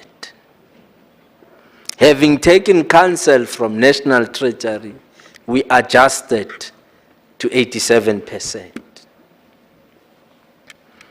Regarding the rates revenue, we took a prudent approach in the tabled budget, as assumed the possibility of a higher level of objections that may have required us to relook at our revenue projections. However, we only received 40,000 objections against an assumption of objections possibly reaching in excess of 70,000. Therefore, the reduction in the tariff increase was offset by the realignment in the impact of the objections on the overall revenue. The decrease in finance the decrease in finance costs is because we have in the current year redeemed old debt in excess of 3 billion, which reduces future costs of finance we will be paying. Councillor Santana. Councillor Shea. Perhaps you should read the African classic, Things Fall Apart by Chinua Achebe, and you would learn something about African wisdom.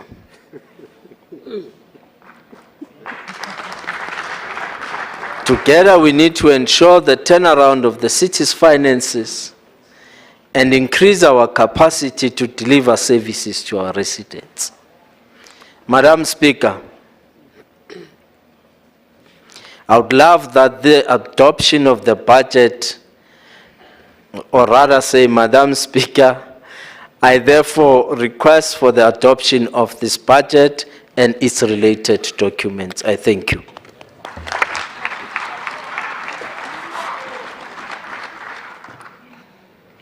Thank you, MMC Morero. Councillors, the recommendations are as follows for all the items. Item 3A, the recommendations are on pages 3A.30 to 3A.31. The recommendations for item 3B are on pages 3B.21 to 3B.22. The recommendations for item 3C are on pages 3C.13 to 3C.14. The recommendations for item 3D are on page 3D.12. The recommendations for item 3E are on pages 3E.11 to 3E.13. Are these items agreed to? Thank you, councillors. Those in favor of items 3A, 3B, 3C, 3D, 3E, the yeses, kindly raise your hands. Thank you.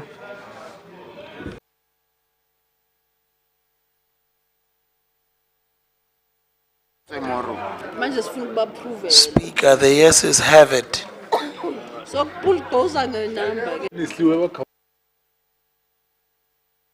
We must still count 136 councillors. Others have left.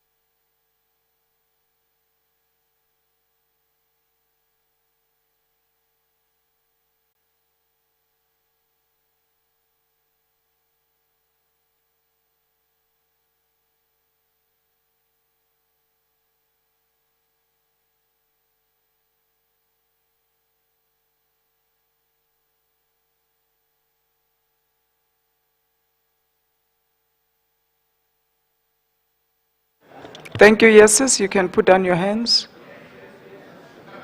Thank you. The noes, those that are not.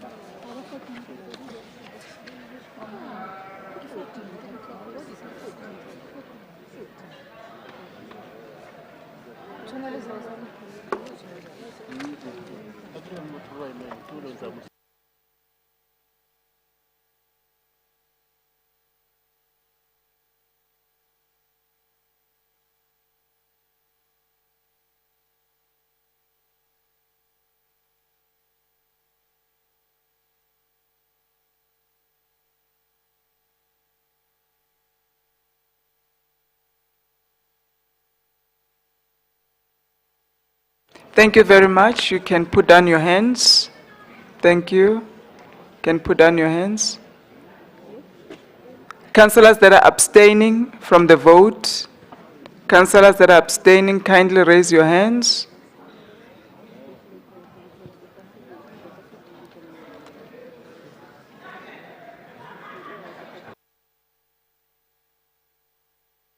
Thank you.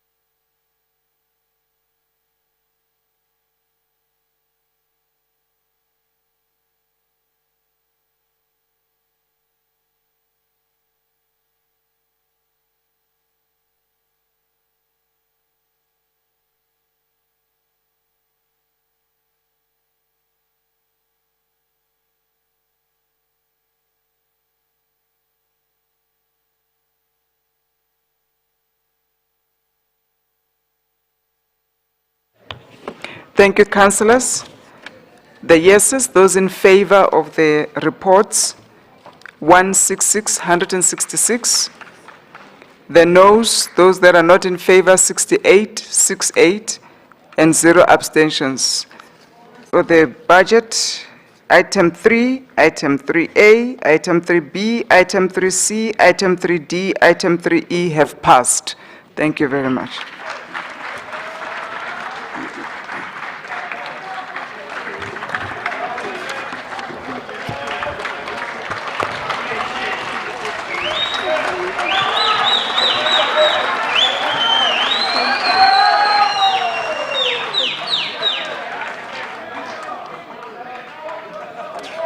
Councillors, we move to the last item, which is item 4, and that is the loan funding for the 2022-23 financial year with the International Finance Corporation.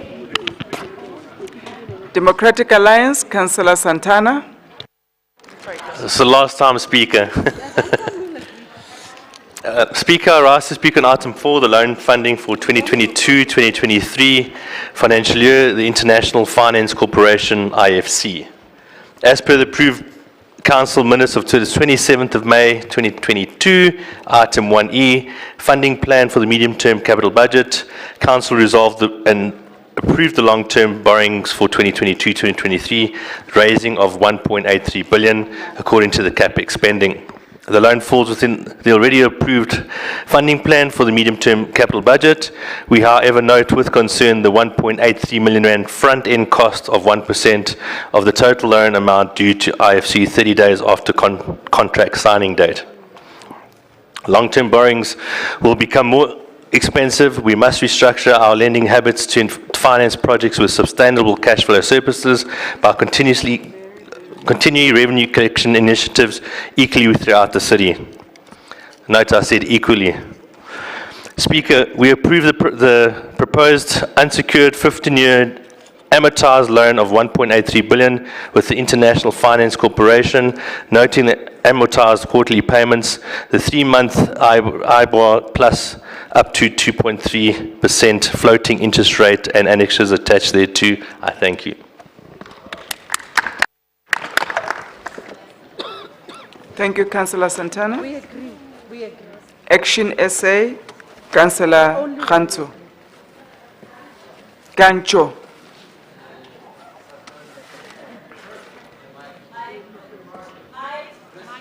Chris? Sorry. Thank you. Honorable Speaker, Chair of Chairs, Whip and Executive Mayor, I greet you.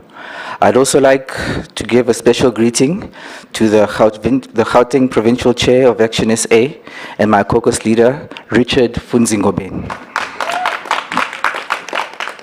And greetings generally to all of you colleagues in the chamber. With regards to the proposed loan with the IFC, assuming no drastic deviations, conservative estimates put the repayment of this loan at 12 million a month and totaling an astonishing 350 million over the next 15 years. That's how much this loan will cost the residents of the city. Residents who have been asked to swallow higher tariffs for water that regularly gets cut, electricity which is only available for half of the day. Let's not forget the property rates as well. The residents of Johannesburg have been asked a lot. Some may even say that they have been asked for too much. What will this money be spent towards has not been made clear. I grow less and less comfortable with these enormous loans, which are up to the discretion of people who failed to manage funeral investment schemes and now all of a sudden have the skills and temperament to manage an 80 billion rand metropolitan budget. Perhaps we need to look into some kind of arrangement to assign specific loans and agreements for specific items up front before approving them. We are essentially digging the deficit hole deeper and deeper if things go on like this. The MMC of Finance yesterday made reference to 4.3 billion needed to run the city on a monthly basis. And these kinds of loans will only drive this city's monthly bill higher. What the city needs to be concerned with is bringing this bill down as much as possible. What we need is a government leadership that is prepared to do the right thing without consideration of election season. Make the difficult decisions, cut the popular but non-essential items you've committed to, right-size the civil service into a lean, mean service delivery machine. If you want more details and assistance, we as Action SA are always available to help, but don't come on the eve of election of the budget debates, come before. We accept the need for this loan, but the responsibility for the dire state of the city lies with the government that has ruled this city for 19 of the 23 years of this metropolitan. When will responsibility be taken by the city, by the province, and nationally for the mess that we're in? When will you take responsibility? Put another way, of the 11 mayors that we have had since the beginning of the metropolitan era in 2000, we have had 6 mayors from one party. When are they going to take responsibility? Speaker, yesterday's budget felt like a second soccer. In fact, it felt like the impression was being made that it was the real soccer. In fact, the real address was delivered then by the real mayor. At least that's the impression that I got. I couldn't help but gasp at the MMC's introductory comments yesterday and today again about his favorite television show, I Blew It. For those who don't yet know, I Blew It is a TV show whose premise is people who through luck or misfortune come into huge amounts of money and then they blow the money. I can't help but notice the MMC's utter lack of self-awareness. Let's remind ourselves who was in government for the past 19 of the 20 years of this city's existence. 30 years of missed opportunities, financial mismanagement, and rapid electoral decline have put us here, a struggling city with struggling coalition governments. The only silver lining of the ANC's return to power in the city of Johannesburg is a guaranteed further decline at the polls as the people are reminded why they left them in the first place in 2021. Even now, had it not been for the PA and the EFF abdicating their responsibilities as opposition, we would not be addressing an MMC of finance from the ANC right now. And like the bookwood says, you have been weighed on the scales and found wanting. You may still enjoy the perks of power now, but you have been weighed on the scales and found wanting. And one day soon, this entire coalition of corruption will come crashing down. You will be busy drinking cocktails, eating sushi and chicken trotters, while the whole thing falls on your heads. And when that day comes, we will need an answer to the question, who really blew it? We have not forgotten about the previous 2 million rand DBSA loan, which should be settled soon, and we will be checking to see if that has been done. But I digress, Speaker. We will not oppose this loan with the IFC. However, we will be paying very close attention to how this money is utilized. We are watching you. We support this proposal with reservations.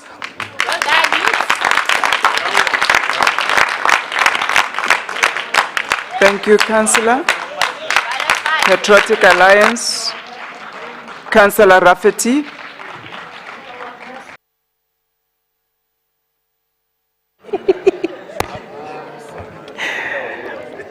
Thank you, Madam Speaker. PA Caucus Leader, Councillor Kenny Kunene. Honourable Mayor, all protocol observed. As the Patriotic Alliance, we're in full support of this loan funding request from the International Finance Corporation with the intention of using it to accelerate service delivery. We hope that these funds will be used to enhance the fight to reclaim our hijacked buildings, which has been expropriated from us by illegal foreigners and criminal syndicates.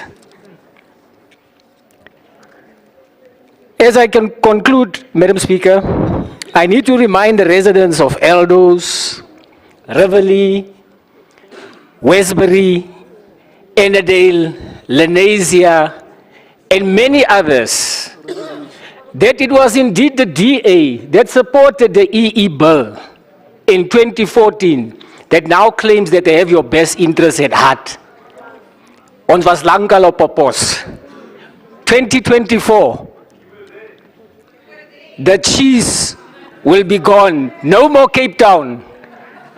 No more Cape Town. Cape Town is gone. The colored agenda will be realized, but we will not exclude anyone else. PA is here.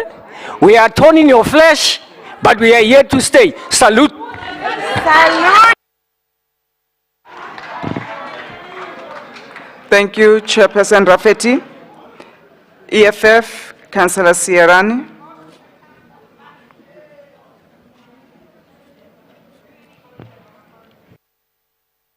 Thank you, Madam Speaker. Revolutionary greetings to the EFF Caucus Leader, Vitas Petelera Surute, our whip, Tabisa Mohapi, and the entire 29 battalions who represent free, equality, education, healthcare, water, and sanitation.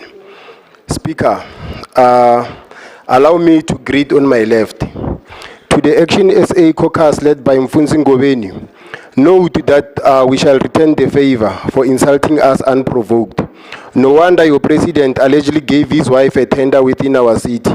You as clever blacks, you think you are smart. No wonder DA wipe and scrap their dirtiness with you.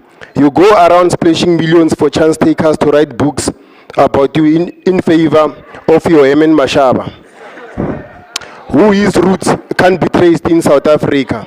maybe in Mozambique. I'm just wondering why he hate his brothers across the border. But we understand it's cold in your benches.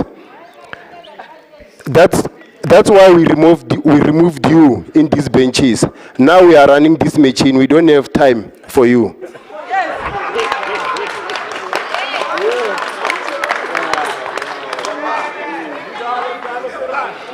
Speaker, allow me to borrow from Victor Hugo. Comrade Mayor, even the darkest night will end and the sun will rise. We as the EFF caucus, we are in agreement and we move for the approval of this loan. The money sourced for this loan must be utilized for the intended and nothing else. We will look at the expenditure with an eye of a hawk because hyenas can utilize it for something else than what is meant for. Madam Speaker, the funding is for capex expenditure. We therefore trust that we won't have project that won't be finished in our agreed period. MMC of Finance, if that doesn't happen, we will hold you accountable for every cent. We need to revive our city, the hopes of our fellow residents in Johannesburg, because we know very well that it's possible and we can do it. With our commitment in this council, nothing is possible and we can deliver. And yes, we can. Providing service delivery is only what residents need. And we are capable to execute this mandate without a failure. This loan is very transparent to our residents as we complied with Section 46 of MFMA. We further went as far to seek opinions, comment, and input from our residents through public newspaper, namely Sowetan, Business Day, Build, Citizen, as well COJ website. We know that we even consulted national and provincial treasury. Surely they noted salient features of the loan, which as EFF caucus we noted it, and we trust that we shall deliver to our agreement. We therefore agree that the city manager be authorized to lead our delegation to secure this funding. Just a reminder, we are open, accountable, corrupt-free government and society without fear of victimization by state agencies. MMC of Finance, in your address, why economic development having the budget of public safety for patrollers? What will mandate economic development to honor the payment of EPWP in public safety? We urge the budget for the EPWP in public safety that it must be in that department, not from economic development. The IIOC budget was very fundamental with this department, and also note that 5 patrollers were killed in Alexandra on Saturday and 1 killed today. So the budget must be within public safety, Comrade MMC. The speech of the MMC of Finance did not speak mouthful to areas sourcing electricity from ESCOM. Note that we are aware that ESCOM is not within our competency. However, as a caring city, we can't fold our arms and do nothing. E.g., areas such as Majazana, Fine Town, Orange Farm, and other parts of Ivory Park that have been on the dark for the past 5 years. City Power must come on board since ESCOM is failing to replace its transformers. Fellow residents of Joburg, you are all invited to the gathering, a meeting, a festival of the marginalized, poor of the poorest. Hashtag ihlangene izangamandla babize bonke. Woza 29 July woza. Woza. Woza 29 July woza. Woza. Thank you very much, Speaker.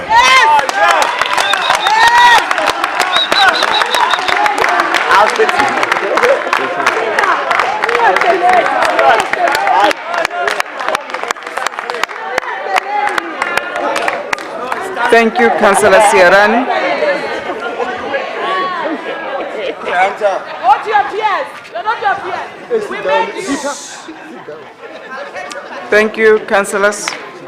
We are almost done. Thank you, councillors. We are almost done. I thought Councillor Siarani will say Hosa budget, Hosa. But it's the 10th anniversary.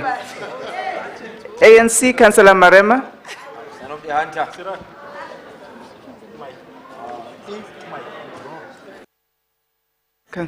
Councillor Sierrani, please switch off your mic. Thanks. Ignorance is a bliss when truth is too much to bear. Greetings, Speaker.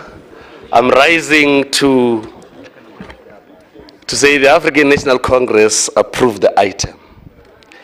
If I go on and on about how the arguments on the item is happening, we will not finish now. But I'm hoping that the leader of Action SA, Funzingoveni, will next time do better. And in making sure that the understanding of this item and the content therein, it's well visited. Thank you. Thank you, Councillor Marema. MMC, Murel.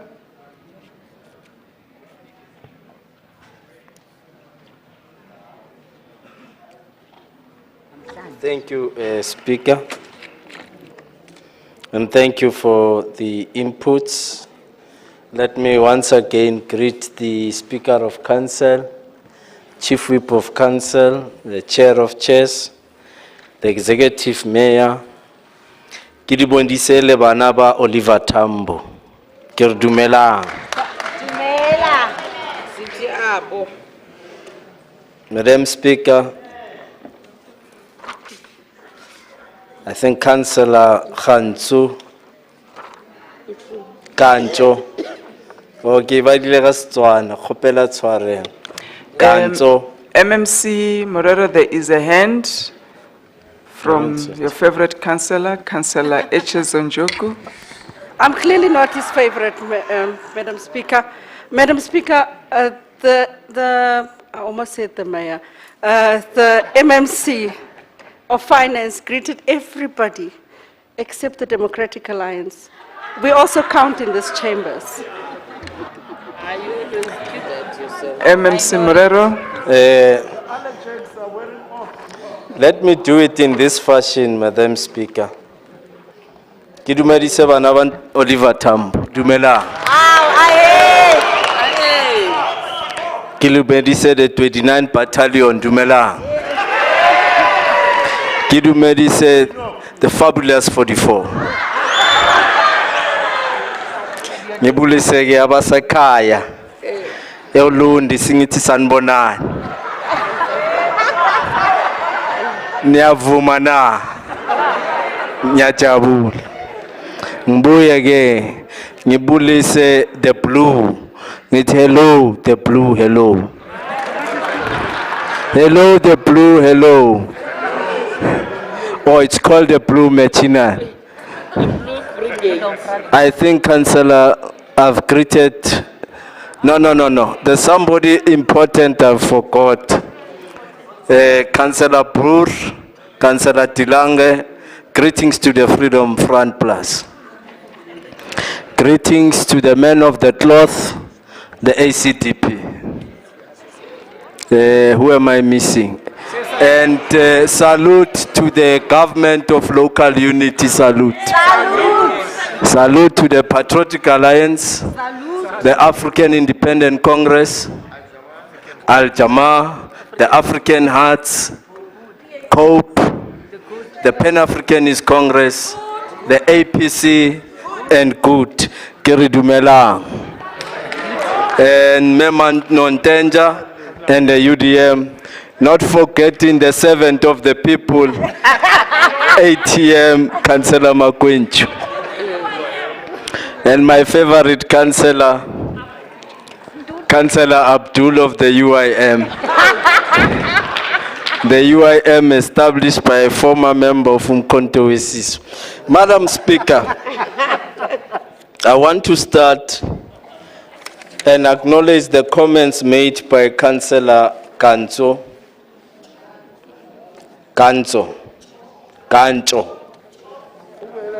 Luiso, Kancho. I want to appreciate some of the comments, however, I need to start here in addressing those comments.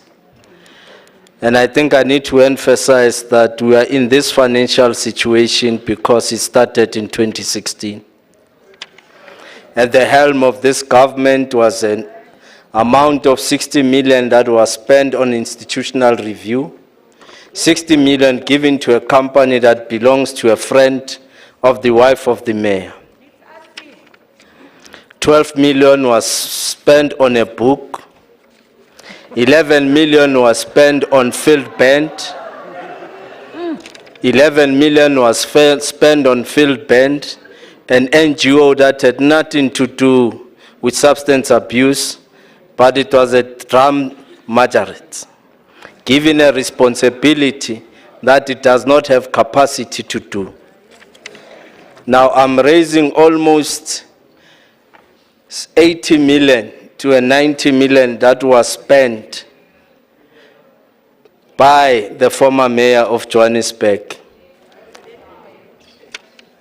Now, once you accuse this organization that has had at least 4 unqualified audit reports since it took over as a government. And I may be wrong with my figures, but the ANC has had more than 4 unqualified audit reports, which suggests it had the capacity to manage the finances of the city. Now in 2021, the Auditor General's report demonstrates that in 2022, we saw an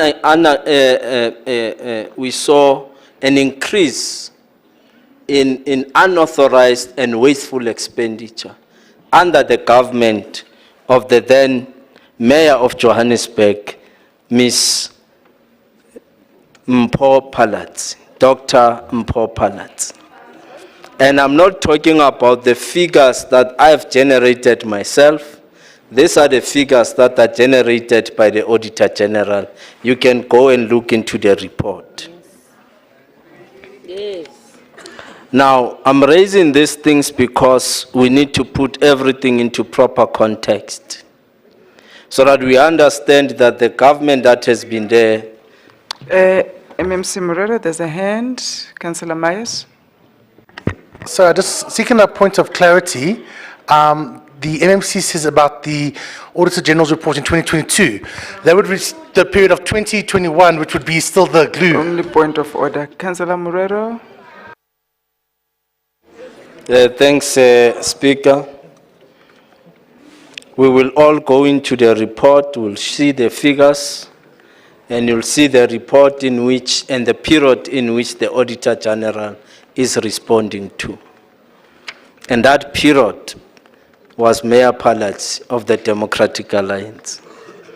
Now let's close this matter once and for all. The Mayor of the City of Johannesburg at current is Councillor Kabelo Kwamanda. So that we are not confused moving forward. And in fact, cadres of the ANC have been trained by the ANC that when the ANC deploys you, you take the task and run with the task, regardless of where the ANC deploys you. So we are not confused as ANC cadres as it comes or relates to deployment. So the mayor is Kabelo, and the MMC responsible for the purse of the city is Councillor Dada Morero from the ANC. Madam Speaker, BEE is an important tool that its intention was to try and transform the ownership of the economy into the hands of those who were previously disadvantaged and poor. But what BEE itself had done was unable to really bring value, was not able to bring value and wealth to Africans because it was based on financing or borrowed financing by those that were part of the BEE. So they never realized the value except that they had to service debt. Now, BEE, as we are currently understanding it, did not really achieve what we thought it will achieve. And we have admitted as the leader of society and as liberation movement of this country, and therefore we will find ways to improve how we transfer the ownership of the economy. Madam Speaker, as part of the normal funding... MMC, there's a hand. Thank you. Councillor Echezonjuku.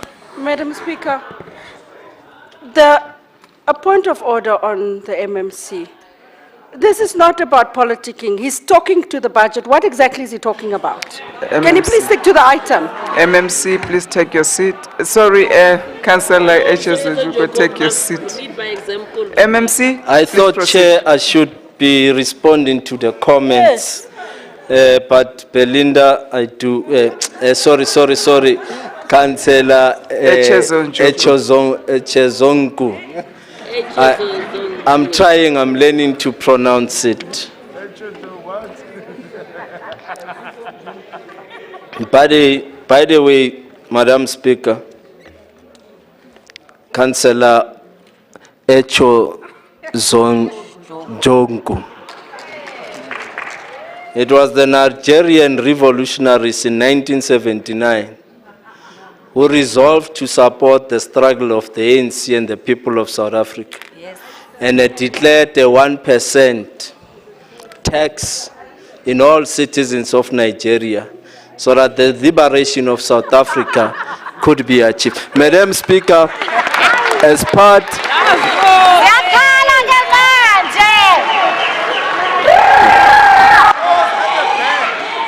Thank you, MMC. Councillor San. Councillor San. Thank you, Madam Speaker. I rise on a point of order of relevance. It is very late. We are all very patient. But can the MMC please, respectively, be relevant and spare the House? Thank you. Councillor San, it helps if there are no hands that are raised on point of orders that are irrelevant. The MMC can only respond when he has the time to, when there are no hands. MMC, you've got 10 seconds. The Constitution of South Africa and the Constitutional Court reaffirmed that Chinese will be regarded as part of PEE.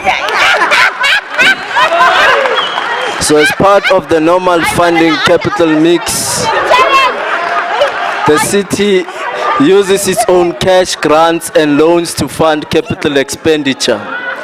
The current loan is MMC. actually part of the... MMC, it's time up. It's time up. Thank you. Can I request we approve the loan, Madam Speaker?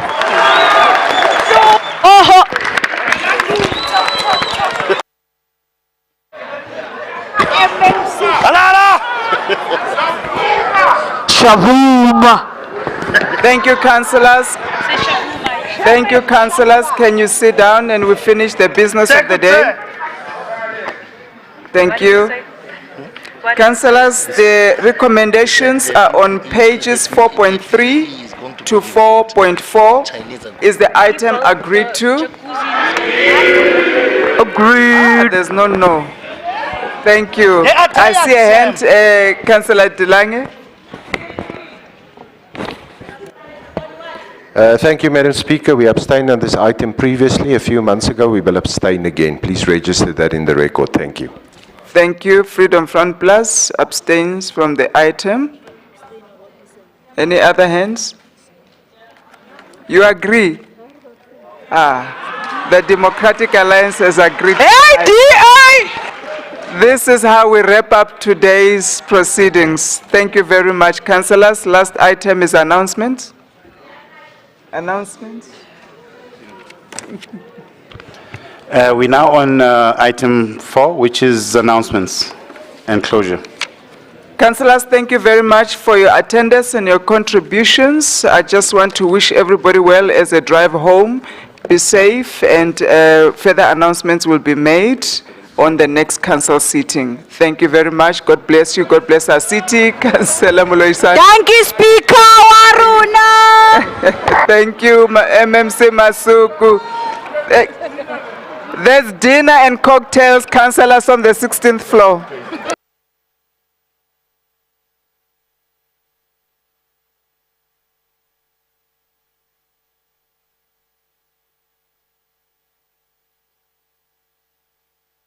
Councillor Mloesani, Councillor Mloesani, you wanted to say something?